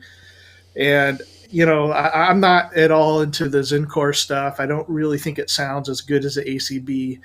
And it seems like they've done that and they're developing it right now. And that's the big thing that they're pushing. But I hope that they are really going to continue the ACB. I mean, if we think about it, the reason that they would choose to do Zencore over ACB only has to do really with processing power. And as computers continue to get more powerful and chips and everything else that we use in hardware sense get more and more powerful, it seems like that would ultimately be the next direction. It would continue with the higher accuracy modeling, of course, and then what's next? Just like we asked with Yamaha, like, what's next for them? What's the can we get back to some analog synthesizers or some hybrids or an ACB? Do create a brand new synthesizer circuit that's component modeled that never existed. There's so many places they can go. I think they're just playing catch up right now, though, with the Roland Cloud stuff, because it's been such a mess that to me it feels like they've been this year they've been working on getting the cloud so that it works right, and then they've been doing the Zencore release. Next year to me should be a much more interesting year from Roland and to see where they're headed. I kind of feel I was actually thinking about Roland. I mean, obviously because I'm in the eurorack world a bit. And I was playing with Behringer modules, and I thought, wow, Roland, you could have done this. You did do it with the System 500. But did it really kick off for you? And I think the answer is there was definitely a body of people who really, really got behind the System 500 and they swore by it. And I can see why, because I own them and I think they're actually really good modules. But maybe the price might have been what held more of the majority of people back on that. That could have been the thing there, because I do hear sort of like the second comment whenever I hear someone talk about the System 500 modules, price tends to sort of come up fairly frequently. So I got to thinking, well, what did Roland do and do well in the eurorack realm, and kind of surprisingly just completely just pull out? And they were those IRA modules, and those IRA modules were really, really cool. Like the Torcido, the Scooper, and they're all digital, and Roland loved doing the digital products. So here's my thing. Why doesn't Roland make an ACB analog Eurorack module? Why don't they do that? Because I guarantee you people will buy them. I would. What do you guys think? Would that be of interest? I agree. Yeah. I mean, I quite like the things that Roland have been doing. I think they've produced some really interesting and good sounding devices. Well, they're sticking to their guns about recreating everything but in digital, and that's not really what us guys and girls are after. We'd like to see them, bring us something real analog. But I have to agree with you about the ACB stuff. I always thought all of those boutiques, with the exception of the SEO2, because that's properly analog, but they all sounded really good. Yeah, sure, they're a bit fiddly, but they sounded really good. I mean, you can see I've got the SH01A, absolutely fantastic sounding thing. My ears can't tell the difference. I think it's amazing. But you're right, I like the idea of them creating digital Eurorack modules. That's a really interesting idea, Ranzi. And I think it's got legs, that one. And Roland just seemed to want to do their thing and bugger everybody else. I mean, we're talking about Yamaha. I mean, Yamaha, what they've done is they've really focused on making players' machines. These fantastic sounding keyboards that the keyboard players will take to. Not necessarily synth programmers, but keyboard players. I mean, their range of the digital pianos, the high-end digital pianos, they're amazing. They're absolutely fantastic. I mean, they're expensive, but they're amazing. But they're selling bucket loads of those. So why should they be bothered about putting out a little analog mono synth? But maybe that they just might.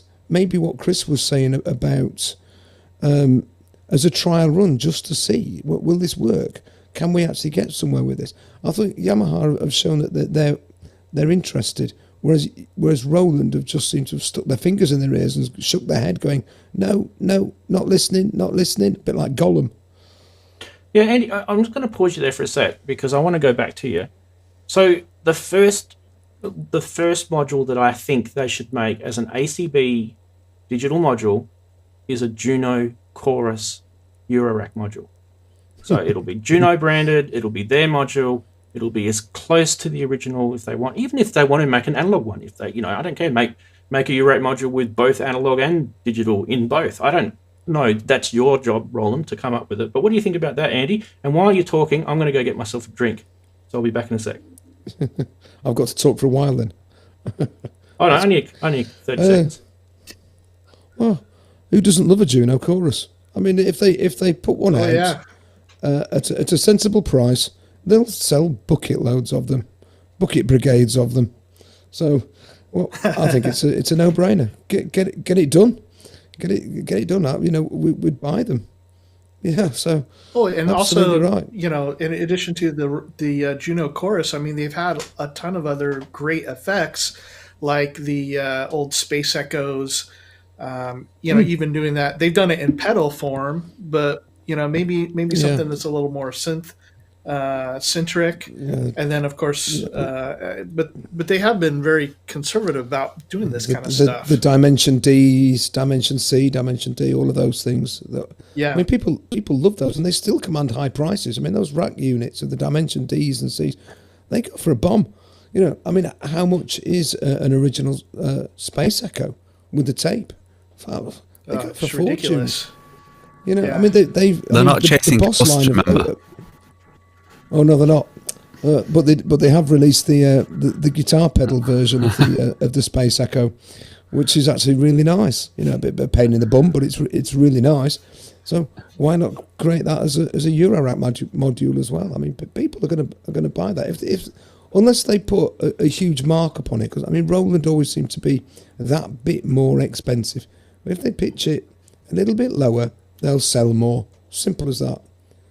I mean, I don't know why they don't, but I'm not a marketing manager, so. Well, there's some food. Got your beer, Ranzi? I didn't get a beer. I just went down to my floor just here where my water bottle was. Sorry, no beer tonight from me. What was I going to say? So I do have some more questions, and they are all here, but I'm just going to go to me because they're kind of all jumbled up. So I'll start with Sergio's question first. He asked me, so do you guys think there's any soft synth emulations that render the corresponding real synth redundant sound-wise? And I didn't get the rest of that because I think he went on to write some more, but it cuts it off.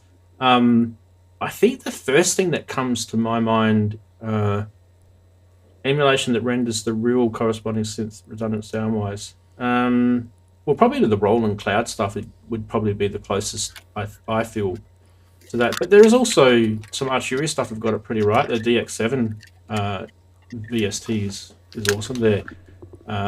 There's some Fairlight ones that are pretty good. There's a whole bunch, really. And one that really gets me interested is the Omnisphere and how they recently a year or so ago, but they've integrated the hardware. So say, for example, you've got a Roland System 8, you plug it in, and then you call up Omnisphere, and it registers that you've got a System 8 plugged into your Mac or your PC, and then all of a sudden the Omnisphere engine then sort of tailors to the System 8, and you can use all the sliders and knobs and everything on the System 8 to manipulate Omnisphere, which is actually really, really powerful. And for those who have got it and tried it, they'll mirror what I'm saying. It's actually a really cool experience with Omnisphere, that is. So it's not kind of what you asked, but that's kind of a cool way of doing it. Sorry, Darren. Yeah, I say it's really good that when you call up Omnisphere, yeah, because I've got the Korg monologue, and it does that. Yeah. Also, for the synths that it does do that you haven't got, it sounds amazing anyway. Some of those old synths that you can't get. Does anyone, while we're just on Sergio's question, does anyone else want to answer that? So the question was, any synth or soft synth emulations that renders the corresponding real synth redundant sound-wise? I don't use soft as you said, synths, and I cannot. Sorry. We'll go Chris first. Well, the Roland Cloud is great. I've got a Juno, and I've to me that would still be the best is going to the hardware. It sounds really great, but the thing about like when you're making music and you're working on your song, to have those available as a plugin, and you've got your MIDI controller in front of you, it's so much easier just to go to them, and they're close enough that in the mix that is it going to make much of a difference? Not too much. And I think analog for virtual analog is getting a lot closer these days. But of course, like as you said, all the digital ones, we should have all that stuff already in plugin form. I'm thinking, like the Wave State, Wave Station by Korg. They put out a plugin for that, and they've been kind of lagging on updating that stuff. But things like that should be pretty easy to get done in a hurry. So at least the digital synthesizers, hardware synthesizers, should be available. But for analog stuff, I mean the cloud is probably my favorite at doing that. There's a few other ones that are really good where I go, I don't really need to get that piece of hardware because the Yuhei stuff would be one of those, like where I spent a lot of time on a Prophet 6 and it sounds amazing, but when I sit down to record Repro 5, instead of me spending $2 or $3 grand on a product, like this is getting it really good. And if for a flavor that's not my main flavor, my main flavors would be Moog and Roland and probably Oberheim, but for something that's not one of my main ones, like that gets the job done a lot cheaper and pretty easy. Yeah, absolutely. Okay, now we had more questions, so we did that one. Let's go to the next one. Steve Pierce asked, question: how would you characterize the feature differences between the Force and the Live, for example? Okay. Sorry, I'm reading it on my Surface just here. It's kind of so feature-wise, there's overlap, and Akai have done this on purpose, and that is because if you are just buying an Akai Force and that's all you're buying, you're not going to be buying an MPC or vice versa, you're going to get some crossover which will kind of tease you a bit, but give you some cool features as well. And it may open your mind into thinking, well, maybe I might want to get the other product as well. Which is actually the purposes of why companies exist. They want to make money. They want you to to buy their gear. So Force is more like a clip launching arrangement style interface. It's very grid oriented. It's matrix based. It's kind of that sort of, it's very similar to Push and Ableton and that sort of world. But standalone, really, really good quality recording on it. Like, it's super, super high quality sound. The touchscreen's really good. And now they've added the new firmware update where they've added arrangement mode and obviously the MIDI, multi-MIDI, which is also on the MPC stuff as well. That's the crossover. But for me, MIDI is really, like, it should be fundamental for all sort of their platforms. They need to have a good MIDI implementation. So yeah, on the Akai MPC side of things, the X, the Live, the One, you can do clips on there. And you can also, do MIDI routing and stuff like that on there as well. But that is more, for me, that is more like the sequencer MPC sort of, it really does have that MPC style. So MPCs have been around for a long time, so it kind of continues on that thoroughbred. So it's your kind of sampler, that sort of feel with the sequencing, whether you're sequencing audio, sequencing samples, or sequencing MIDI. That's kind of it's grassroots, and then the pad performance and the MPC stuff, right?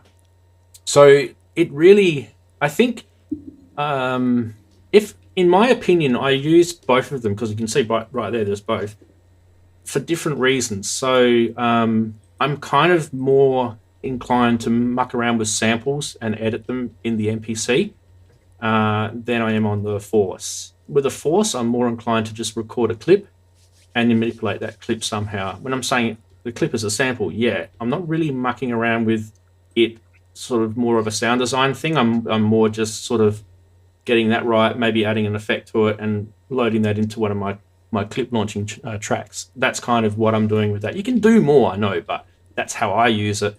And then the arrangement mode kicks in on the Force, and it's a new feature, and now I can actually play my clips and it will record that as an arrangement, which is killer. So hopefully that answered your question. I know it's fairly brief, but we can definitely go into that in more detail later.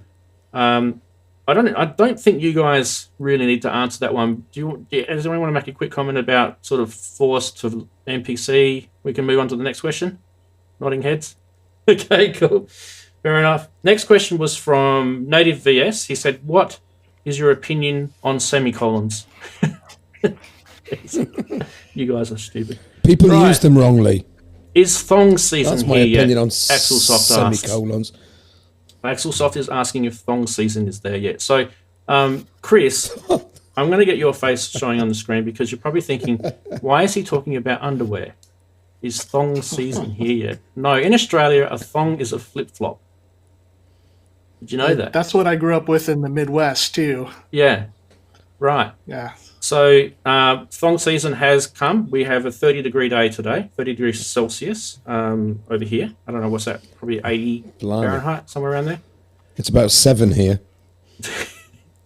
Yeah, I've actually got my heater on in the studio. It's gone cold, hasn't it, Darren? All right, so let's get to a really good question. Mike Delix asked. Oh yeah.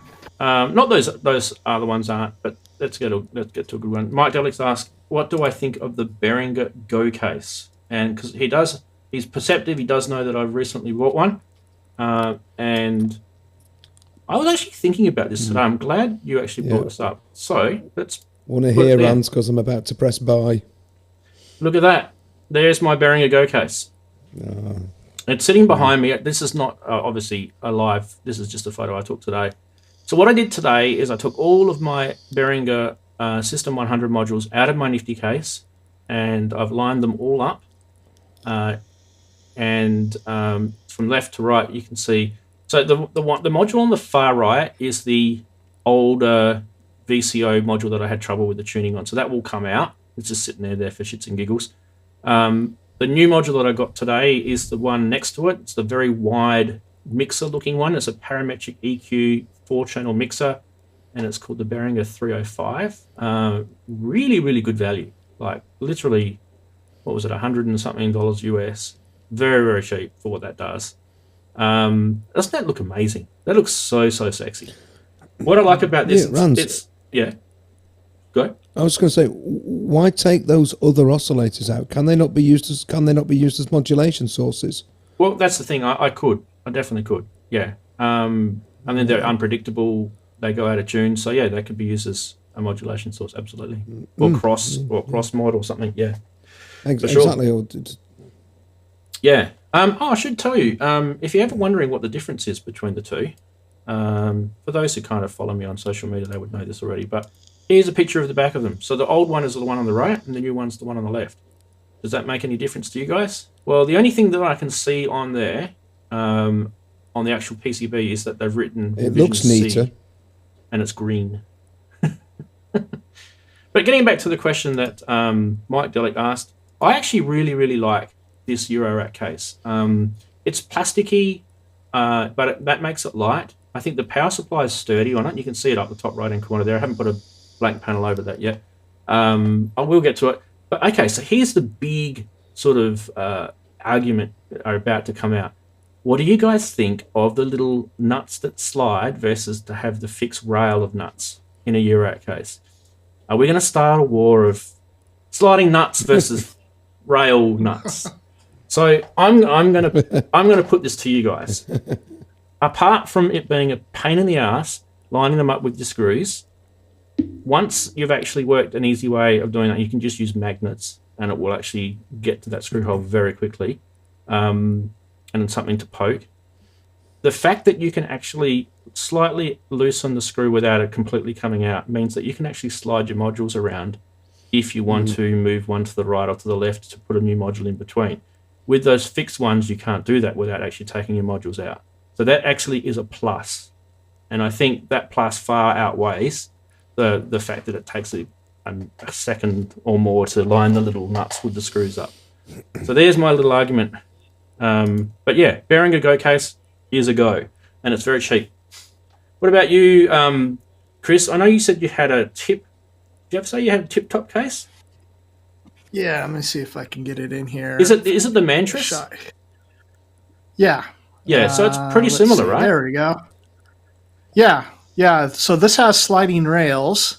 Right. And I would much prefer sliding rails to the sliding nuts. In fact, the Go case is a really great deal. And I was thinking about actually replacing the Mantis because I could sell it, have some money left over. At the point that they were talking that they would have, at one point Behringer said that they're going to use rails instead of the sliding nuts. I thought, wow, this is great. Maybe that's what I'll do, and I'll have some extra space in there. Maybe grab another one of their small monos or something and put in there, as you did. But when it came to the sliding nuts, that's just something I don't want to deal with. I don't mind having to take the module out. So with Eurorack, the interesting thing, I've been playing guitar for like 3 decades. I've got just a ridiculous amount of pedals and my pedal boards and different gigging boards and whatnot. And part of the fun is just sitting, on the floor and you're taking things apart and you're moving stuff around. And so the Eurorack stuff has definitely appealed to me in that same kind of way. I don't mind the extra minute it takes to actually unscrew stuff and move it around, because I'm not having to fuss with the moving the screws around, or, if I take one out and I don't have any screws in that area, then I have to remove all the other modules. I've never had one, so maybe this isn't as big of a concern as I think it is. But as I was thinking about the workflow of it and how it would work, it just seems like it would take a lot more time. So to me, like the sliding rails would be a must, and if I ever got the Go case, I'd have to probably source some rails for it, because I don't think I'd want to deal with the nuts. Right. Awesome. And also, thanks for showing us the Mantris. I actually like that case too. In fact, I think when I first started looking at Eurorack cases, I think the Mantris was one that really caught my eye. But I think what sort of held me back was they actually were a little bit pricey at the time. And now that Behringer have brought out their Go case, I think they've brought the price of those down actually to try and sort of compete again. And I would definitely say, because I've seen one in real life and touched it, they're better quality. The plastic's better. So maybe the power supply's better. I don't know, but yeah. I think you're right. It is too expensive, and that's one of the things, I said, like, if you're getting into pedals, you don't need to have a pedal board. You can just hook them up on the floor with some patch cables. But to get into eurorack, that initial buy-in to it is quite pricey. I found a good price on this Mantis used off of Reverb or eBay. I don't remember, but even still, it costs more than what the Go does, brand new. So it is what it is, I guess. Yeah, but I mean, look, at the time, that was the ants' pants, wasn't it? Really. So we always should be proud of the purchases that we make at the time and feel justified with them, and never kind of. I think I've talked about my story about when I used to live in Malaysia, and there's this building called the Komtar in Penang, and you buy something from one of those electronic merchants, and then you walk out the door and walk 3 shops down, and this other electronic merchant runs out and says to you that he can give it to you for $100 cheaper.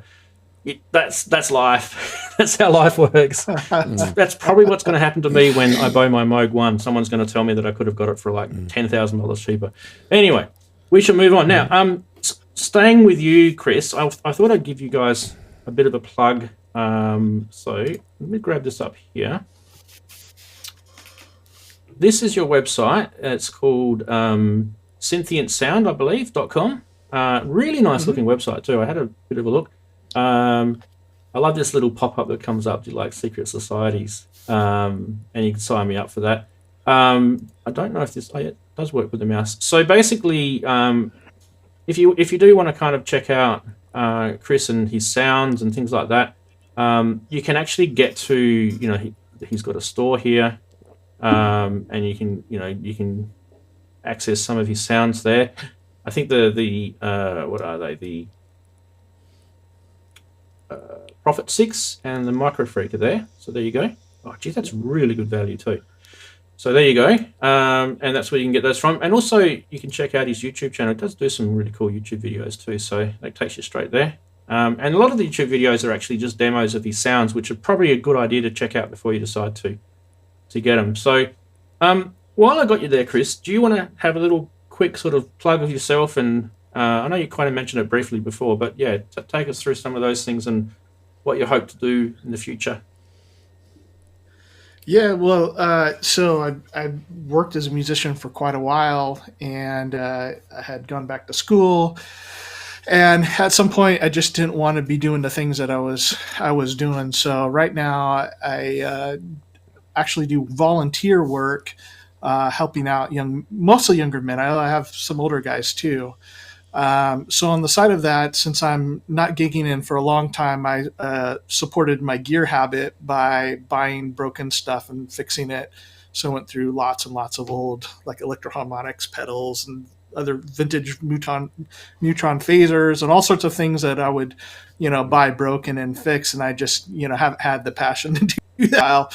But I love tone, and that's been a big part of my life for years and years, and something that I've, gotten a lot of compliments on. And whether it's guitar or synthesizer, I mean, everybody can figure out the technical bits, but having the artistry, the ear for it, that's a thing that I'd like to say that I try to key in on. I think it was Dave Pensado was talking about what he does with mixing, and he's like, people don't pay me for what I can do because there's a lot of people can do what I do with this, but they pay me for my ear. And so, as I've been into sound design and I'm working on getting more of those sound sets out, that's where I feel my greatest gifts are, just having a good ear for things. So I love creating sounds. I love creating music as well, and I make the sounds that I make for my own music, so that if it can find a home in my music, I know it's good, and that other people will probably appreciate it too. So working on a bunch of different synthesizers, and I have a couple good friends that have some hardware synths that I'll be working on as well. The Prophet 6 was one of those. My buddies lent it to me, so that was nice because I didn't have to buy it. I was able to spend some time, make some patches for him. But the one that I'm really the most excited and passionate about it, of course, is the Moog 1. And over the last couple of years, they've been working on the firmware and changing stuff. And so I know Jamie's even had some problems with them changing things, so I've kind of held off for a while. But that's going to be really the main thing that I'm going to be working on. And probably up next will be the OB6. I've already started working on a sound set for that. So yeah, YouTube channel is probably the hub of everything. Do a lot of demos, make music, whatever random stuff I'm feeling at the moment. But yeah, with the sound sets, I usually do playthroughs of every patch. And I'm not a great keyboardist. I'm a much better guitarist synthesist than I am keyboardist. So keep that in mind. I keep things simple just so you hear the tone of the patch. But then I also like to go and do walkthroughs and actually record songs with the sound. So like with the Prophet 6 sound set, I've done the walkthrough video. So you can hear all 100 patches. I've done the kind of some favorites and talk through this is my philosophy in creating these designs. Here's some tips on how to gain stage the Prophet 6 better. And the next one that'll be coming out for that video will be actually like a 13-minute song that just features patches I created on a Prophet 6. So kind of like to put it pretty wide there so you really get an idea of like what can these sounds do for you. And if you hear me playing it and it sounds good, then you'll probably know that if you get your hands on it and your fingers hitting the keys, it'll sound even better. Well, why don't we have a little look at your Prophet 6 video? This is the Polyvision one, and we'll have a little bit of a look at the first couple of minutes anyway, just to give an idea. Synthient sound, and today we're going over a few of my favorite presets from the Synthient sound set for the sequential Prophet 6 called Polyvision.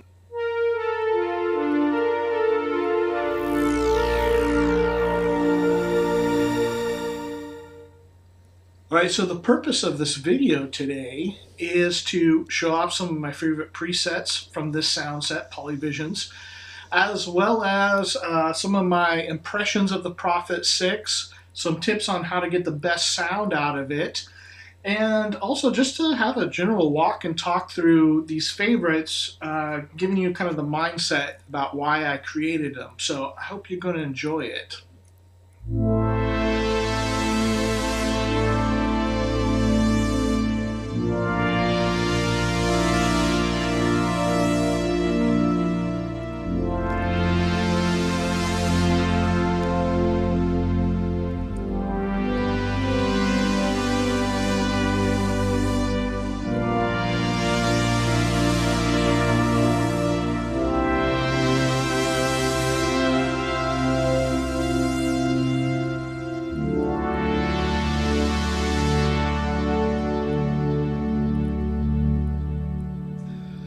Okay, that first sound is called First Flight, and that kind of moving, lush, organic, just big pad sound is among my favorites of all the sounds that you can get out of the Prophet 6. So I'm going to stop Chris there for a sec, but notice how he's taken the time to content out his video. And I like this new feature of YouTube where you can actually see all the different contents and you can go straight to a patch. So he's got like a bass, a lead, orange sunset. That one he looks like he's been playing for it. Let's go to that one. We're a little more 70s to it. A lot of the nothing wrong with 70s. Preset sounds good.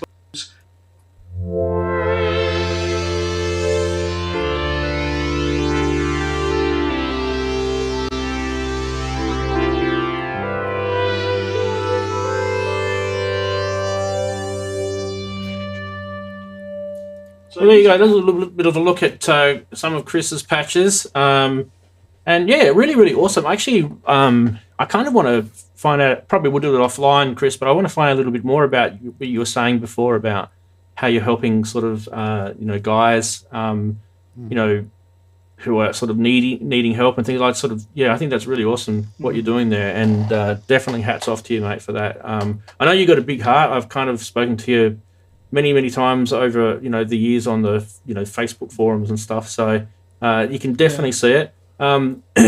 Love what you're doing too. So it's really, really nice to have you on. So there's a bit of an insight, and I do want you guys to go check him out if you haven't before, because, he's taking the time to come in on the show and we all do it for the love as well. Now, do we have any more questions? I think there was one.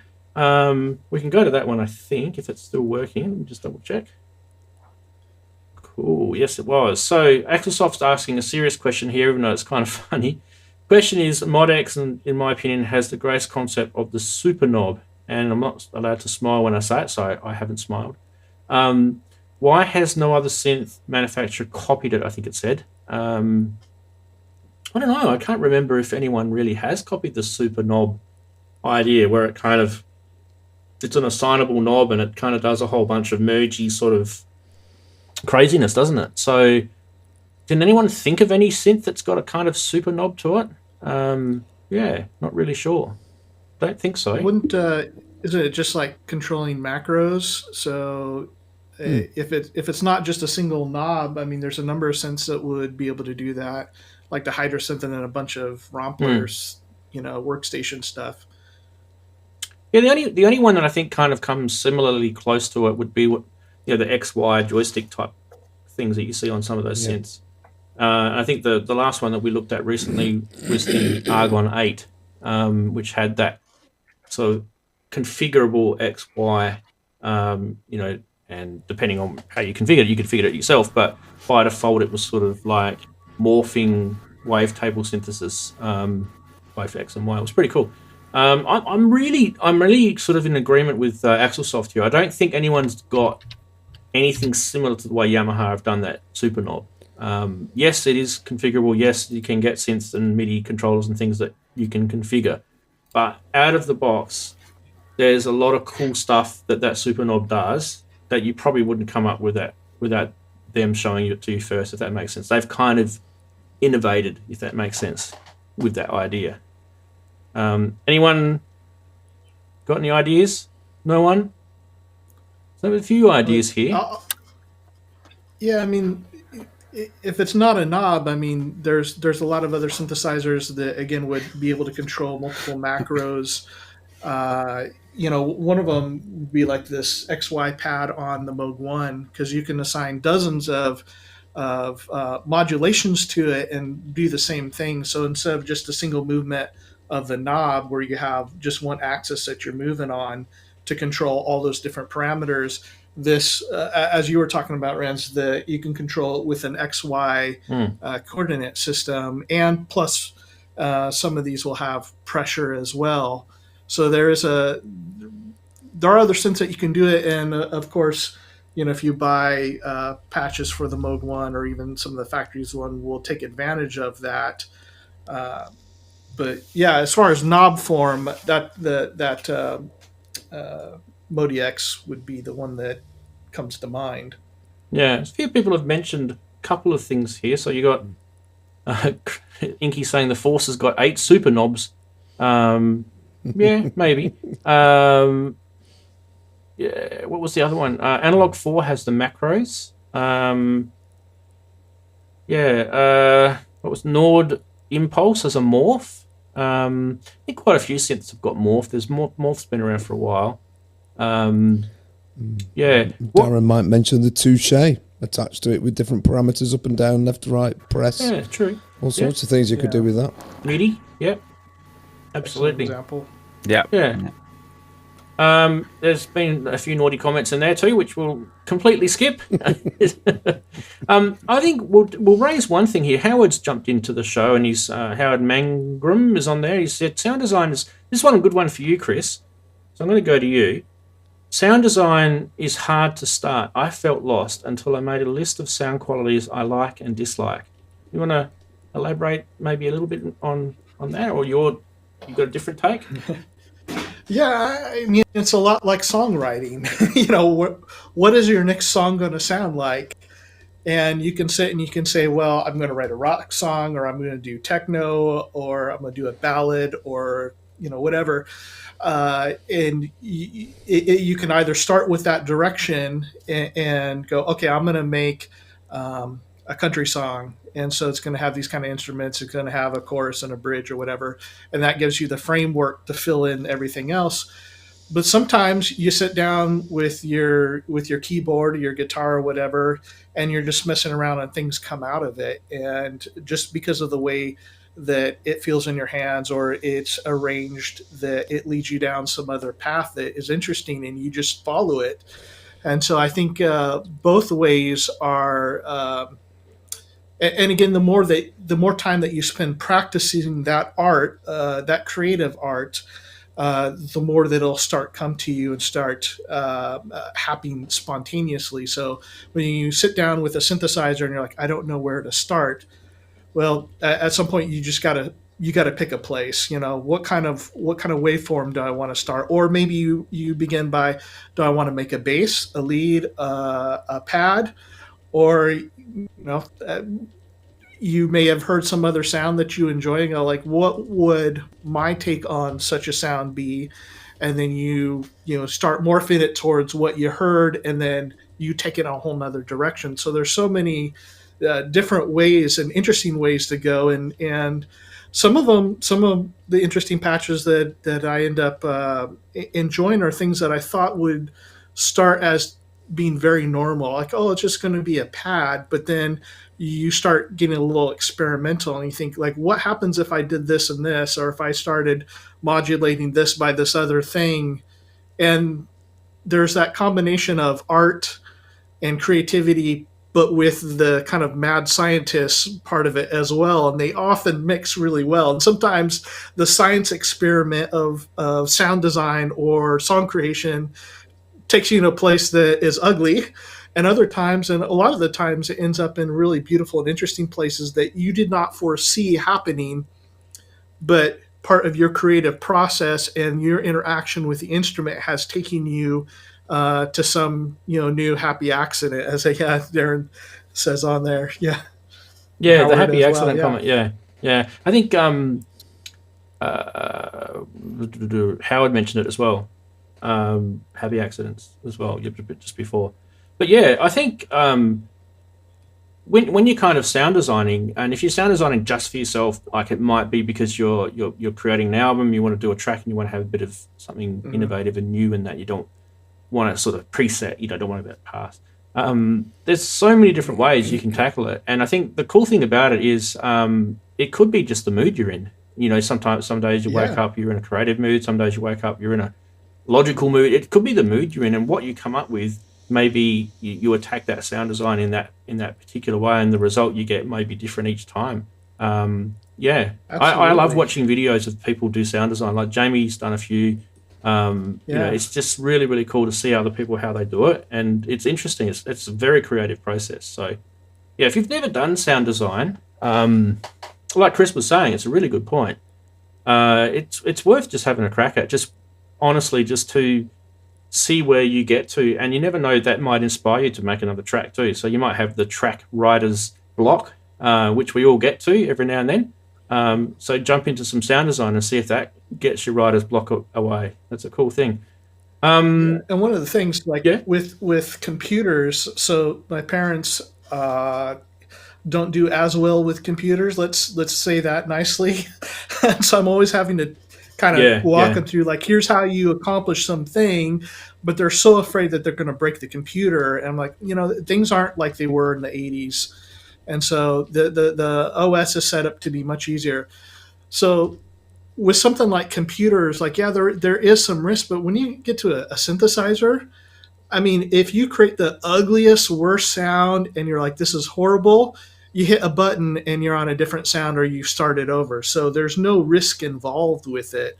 And if you're feeling like, I'm overwhelmed, I don't know where to start, just start with the basics. Start with a saw wave and then see how the filter sounds. And, again, just treat it like a science experiment that will eventually become an artistic creation. But that's some of the fun in it. And if you're not worried or rushed to do something, you don't have some track to finish, it can be quite a fun and enjoyable experience. Yeah, absolutely. Yeah. Okay, we did have another question that popped in. This one here from... actually, no, it's not this one. What am I saying? It's actually from Andrew, who's actually here. Andrew, you might as well just ask us it. Do a verbal question instead of a written one. Ooh, all right. what is value for money? I ask that because I have been sort of pondering this question, and then Tim Shoebridge put up a video this week where he talks about this very theme. A really brilliant video, very fascinating idea about what's value for money. You know, like £7,500 for a 16 voice Moog 1. Is that really value for money? And then when you unpack what's gone into it, and then he held up, sorry Chris, but he also talked about the Tip Top Mantis case which he got, which is basically a piece of plastic for 299 euros, pounds. And the Behringer case, you could say the same thing. So you're paying a lot of money essentially for a power supply, because the plastic costs nothing to make. It really costs next to nothing, pennies. So what actually is value for money? And it sort of got me thinking. I was having a look around and going, how much have I paid for this? How much have I paid? And I suppose, really, from my point of view, the value for money is, one, what are you prepared to pay, and how much enjoyment are you going to get from what you have bought? How much will that bring to you in terms of enjoyment, or how much will it enhance your creative process? And I think that's always a balancing act, because of course Eurorack in particular is hugely expensive. Behringer notwithstanding, by and large Eurorack is expensive. Really, why? Because the market is small. So if these companies want to make a profit, they've got to stick a reasonable markup on what they're making. Behringer, who have a huge market, they can just stick a smaller markup on. Therefore, their products are correspondingly cheaper, which means that they will sell more of them. It's a battle. It was almost a rhetorical question, because there is no right and wrong answer to it. No, but it's but good. I just thought it was one worth pondering. Yeah, it's a good one, and I'm actually not going to answer it straight away. I'm going to let you guys have a little opinion spot for this. But just before we do, I'm going to mention this, and this is something that I've noticed for many, many months. When I do my news segment, and I've got a lot of people here, various people each week, changes and all that sort of stuff, and I mention a product, and then I mention the price, one of the things that I have a bit of enjoyment out of is actually seeing people's reactions when I mention the price, because sometimes it's the first time you've seen the product, and then all of a sudden you're seeing the price. And this is exactly what Andy's talking about. He's talking about value for money, and usually what we perceive as value is different to what price is. Price and value are completely two different things. So just bear that in mind. And I don't know, maybe Darren, we can go first with you. What do you think about value for money? Complicated one, really. It depends. If you're doing it as a business or making money from the music, then it's a slightly different meaning, because to me, value for money is, as long as I enjoy the piece of equipment or whatever it happens to be that I've bought, and it gets used and I actually use it, then I obviously found that value for money, because I was willing to spend that amount of money and I'm using it. It's doing what I want. On the other hand, if you're needing it to make money, then obviously it's got to pay itself back and some on top of that. So I think it's different for everybody. And like I say, it depends how much you're really willing to spend on things. Something I might want to buy at a certain price, you might think, that's no good for me. I wouldn't spend that much money on it, because you wouldn't get that use out of it. So I think it's different for everyone, like you say. What about in your studio? So maybe, I think I know the answer is going to be, but 2 examples. One of not good value for money that you've purchased, and one of really good value for money. That could change. The one I'm going to say that was really good value for money, that would be the Juno. Not good value for money for me would be the Fader Port or the BeatStep Pro. But that's not saying that they're not good. That's just not good value money for me, because I've bought them and I very rarely use them or don't get on with them. Okay. So it's just basically because the product has failed you. Yeah, I don't know why that's going on there. because Andy's nice and clear. So it's probably the missus is doing something on the internet at your house. I don't know. So what was a good value for money? Did you say? It's got the virus. Sorry. What did you say was good value for money? My Juno. Yeah. 106. 106. My Juno 6. Sorry. Yep. That was good value for money, and the ones that wasn't good value for money for me would be the BeatStep Pro and the Fader Port.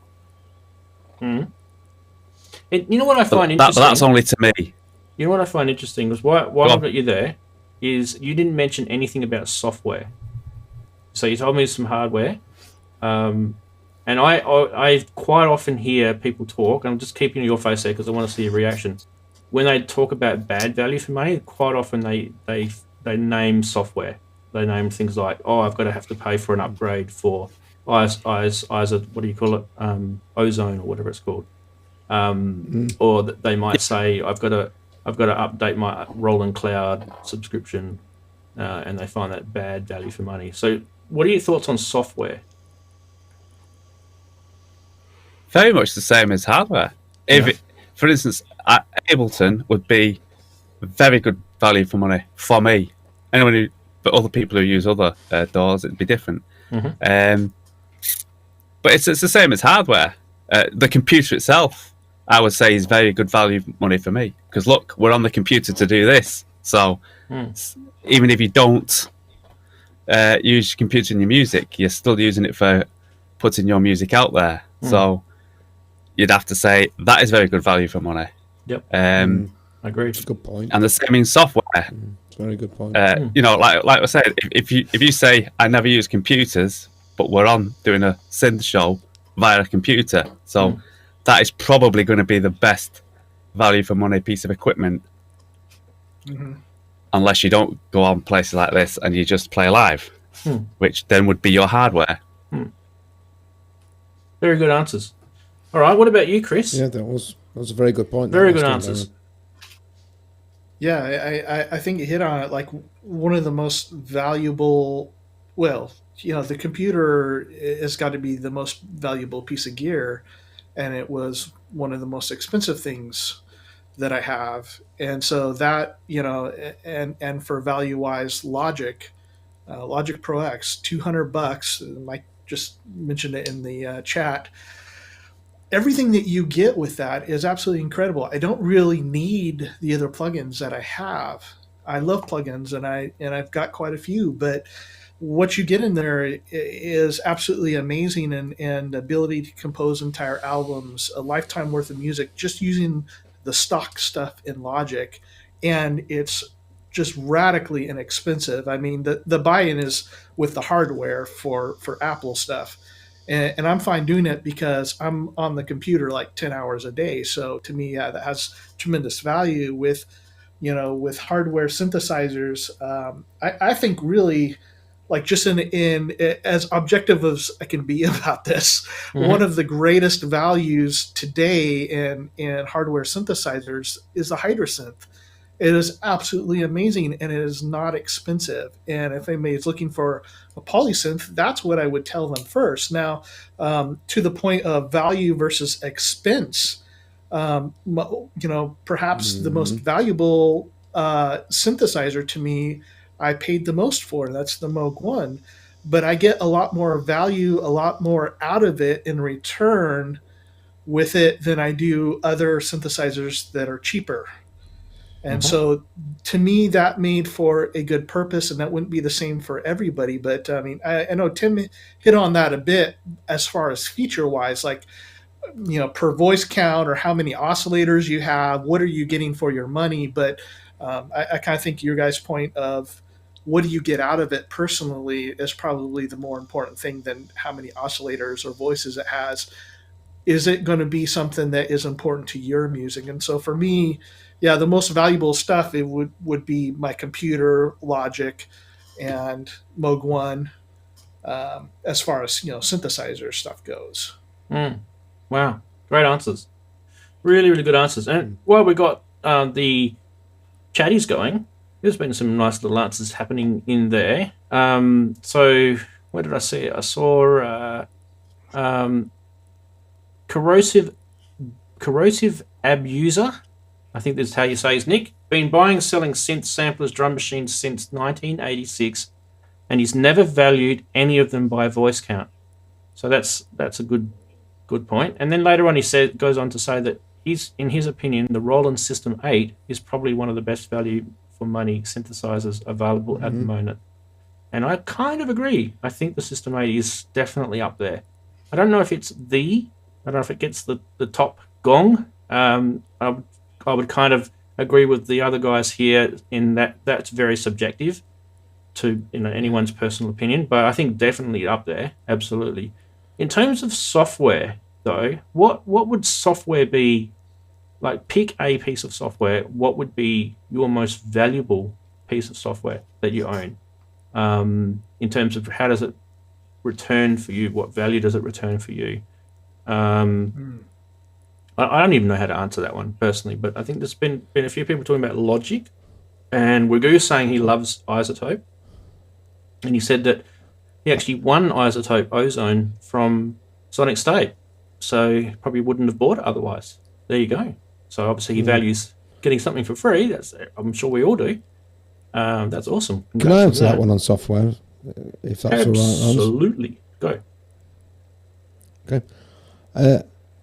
I think the best value for money in software, for me, for in terms of use, is Audacity, because it's downloadable for free and you can do loads with it, and I just think it's great. It's really useful. I've tried editing things using Cubase and doing stuff in and found it a pain in the bum, and Audacity just does it really, really quickly. If I just want to, record a stereo track, Audacity, and then I can top and tail it, I can compress it, I can EQ it, I can, what's that thing where you put the level on it? Oh my goodness me, normalizing it and all that sort of thing, really, really quickly, and it's free. You could download it today for Nout, and it's brilliant. Oh, that's really, really cool. I should probably quickly mention there's been a couple of really generous gents in the chat room. First one was Wagoo. I think he's popped a couple of donations in there, so a big thank you to Wagoo. And then Jamie's just popped another one in as well. Thank you so much, gentlemen, for your support, and obviously that will definitely help with all the massive bills that I get from internet connections and all that sort of stuff that I've got. So it's awesome. Let's keep going. We've got here we go.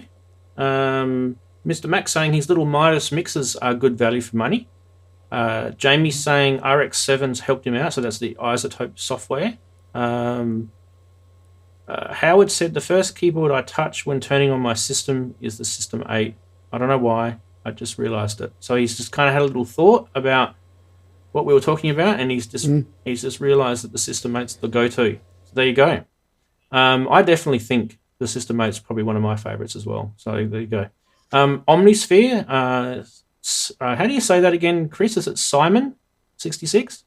Yeah, Simon. Yeah, Simon 66. Omnisphere, he's saying. Absolutely love Omnisphere too, so big fan. Steve Pierce is saying Ableton Live. I'd probably agree with Steve. In terms of music, I would probably say Ableton. In terms of being a YouTuber, I would say I really, really love vMix, which is what I'm using right now to do my streams. I actually use it to produce a lot of my videos as well. So yes, while it is a streaming video switching platform, it's also very, very handy to actually do video creation as well. It's just brilliant. It's really, really good piece of software. So and I don't get any plugs from those guys. I know they're Australian and everything, that own it, but I credit where credit's due. Just like Isotope. Isotope's a great piece of software as well. Jamie's saying GeoSynth is saying System 8 engine is great, especially the FM update. I agree. I made 64 patches just with the FM, including my best synth patch ever. Old Man. Sounds like a chain smoker getting up in the morning. I've got to go and hear that one, mate. I need to get onto some more of your patches, Jamie. They're really, really good. And same with you, Chris. The problem with me, Chris, with some of your synth patches is there's a synthesizer that needs to be purchased before can use them. Brilliant. That's the difficult thing about it. Yeah. And the one behind you is the one I'm kind of hoping to get. The one that's sitting right behind you, right there. Yeah. Okay. And what else did we get? We got Attila Beats is saying Ableton Link is a game changer. Yeah, it's pretty cool, Ableton Link. I've been using it with the Akai gear. Definitely agree with you there. Mr. Aeon, complete native instrument complete with a K, I think it is, buddy. But yeah, I know what you're saying. That's pretty cool. It's a lot of stuff in that. There's like, 80 gig of stuff in there. What are we up to now with if you get the complete, do they still ship it on a hard drive? But I haven't had it for a while. I think the last one I got was complete 10. What are they up to now? 13 or something? Yeah. Sergio saying software is the only thing I can buy in my country and pay more or less the same as you guys pay. So yeah, I think you probably suffer, Sergio, from the same problem we've got in Australia, where you've got freight issues, you've got your government taxes and duties and things like that just really spoil the price of things. So having a conversation with a fellow Australian in my Discord channel just the other day, and we were talking about he was wanting to get an Argon 8, and we priced it up here locally in Australian dollars, and it was over $1,000 Australia to get the Argon 8M, which is the cheapest one out of the whole 3 that they sell. And I could get one in by just shipping it in from overseas for nearly half of that price. So there's obviously some stuff going on here, and I just really think it just needs to stop. And I think what's happened recently in the UK, where they had that court case where Korg and Yamaha and Roland were involved, and there was a bit of a scandal with price fixing. I think something needs to happen in Australia with the distributors that we have here, the middlemen, we call them. They need to be punished. Bent over my knee and spanked. Yes, hardware prices in Brazil are pure pornography. I don't know if I'd call it pornography, mate. I'd probably call it rort. Yeah, because pornography would probably mean that you enjoy it.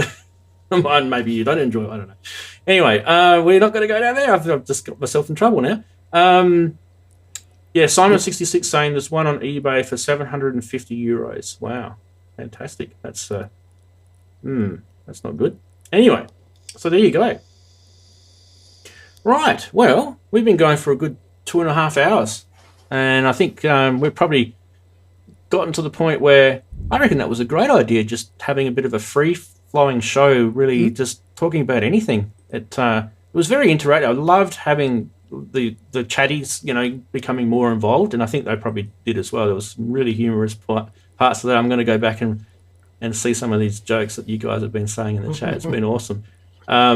There was some very silly stuff there. Now, there's absolutely no way we could even compete with Jamie from Geosynths, who last weekend, I think he's just done an amazing job. I don't know if you guys saw any of what a legend. Oh yeah, 8 hours of streaming. I don't know if he has sore ass cheeks after that. Seriously, I would. That would just be really, really difficult to do. Did you have to piss into a bottle or something, Jamie? Did you actually have a break? I actually don't know how you did that. But yeah, no, brilliant, and I really enjoyed it. And wow, some of the guests that you were able to talk to, how special, and how I think you'll cherish that forever. You got to talk to Dave Smith. You got to talk to that was great. So many cool people. That. So many cool people. So yeah, you did really well, and we loved it. So it's awesome to have you. I think we all kind of were sort of behind you on that stream, and I wish I could have stayed up to watch it, but it was literally right in the middle of when I need to sleep. But I definitely watched the replay, that's for sure. So yeah, and if you haven't seen it, go on and check out Geosynth's YouTube channel. He's in the chat now. You can just click on his nick and go watch it. Big applause from everybody for Jamie for that. I was going to say big applause for Jamie for that. Absolutely. It was stunning. I couldn't watch a lot of it last week because I was on here, but I went back and had a watch of a lot of the bits and bobs. Absolutely phenomenal effort, really quite fantastic, and it went a long way to replacing Synthfest, because obviously that was a big thing that was missing last weekend. So big shout out to you, man. Well done. Yeah. You know what? I think we're all embracing this situation we're in with the world, aren't we? And we're very innovative, us humans. We're finding ways to still get together, whether it be virtually, it doesn't really matter. We're still getting together. Look at us, we're all here now. You guys are in the chat, you know. We're all getting together each week, and we're still finding ways to talk about the stuff we love, and you know, it's the best thing ever. I mean, really, this just makes me happy. So, big thanks for all of you guys for joining us, especially the three people, I should say, that are here. I'm not thanking myself. And massive big thanks to the chatties that join us each week. Just out of curiosity, I think we hit 49 concurrent. With that figure is getting getting almost to the halfway mark of my goal. So keep spreading the word and spreading the love. Yeah, we're almost halfway. So there you go. One day I'll screenshot the because I don't know if you ever stream on YouTube. There's a page called Analytics when you're streaming, and it's got like this little ticker graph that shows how many concurrent views you've got. And one of the things I love about my show is that stays fairly level, so I don't sort of have big drops or anything, which means I'm hopefully not pissing too many people off. Which is what you kind of don't really want to do. Yeah. But yeah, maybe I could change that and start pissing people off. I don't know. Anyway, big thanks. Do you guys want to say a quick hooroo? We'll start with you, Chris. Big thank you for you being on. Say goodbye to everyone. Any plugs? Yeah, yourself? Thank you so much for having me on today, and it was great chatting with you guys, and been looking forward to this, and just had a really fantastic time with the three of you guys, and everybody in the chat room has been awesome, and of course I know most of the people in there already, so love the synth community that we have. Yeah, thank awesome. you again, Renz. Yeah, no, it's been awesome having you, mate. Darren, big plug for your music this week, and yeah, well, it's out tomorrow at 4 o'clock as usual. Yeah. Although you have had a taste of it this week, haven't you? So yeah, thank you all. Nice to see Chris. Talk to him. All the chatties. So tomorrow 4 o'clock, it's out again. Another track. Okay. Now I will tell you, Darren, that before this stream stops, I'm going to play out your video, or part of your video, which is called "Time to Step Away." So that's going to be a little free plug for you. Andy, any last words? Yeah, thanks everyone. It's great to see everybody, and lovely to see you, Chris, and great chatting with you. Really interesting views, and actually, yeah, Rans, thanks for doing this. You know, I said we're not going to thank you. Yes, we are. Why not? Thank you for doing it. And it's great. It's great. We do have a really cool community, seeing the same folks coming to other people's shows, and you know, week in, week out. I think it's brilliant. So thank you guys too. Yeah. And to Mr. Popes, inverted Popes, keep nagging me, man. Keep nagging me. Yeah, where is he? I saw him before. He was Thanks, here. I Andy. don't know if he's still around, but. Well, final words. Enjoy your week. Make sure you press record and do something really, really cool. And even if it doesn't sound cool to you, it might sound cool to someone else. And while we're doing that, we're going to see a bit of Darren's video on the out. Let's go.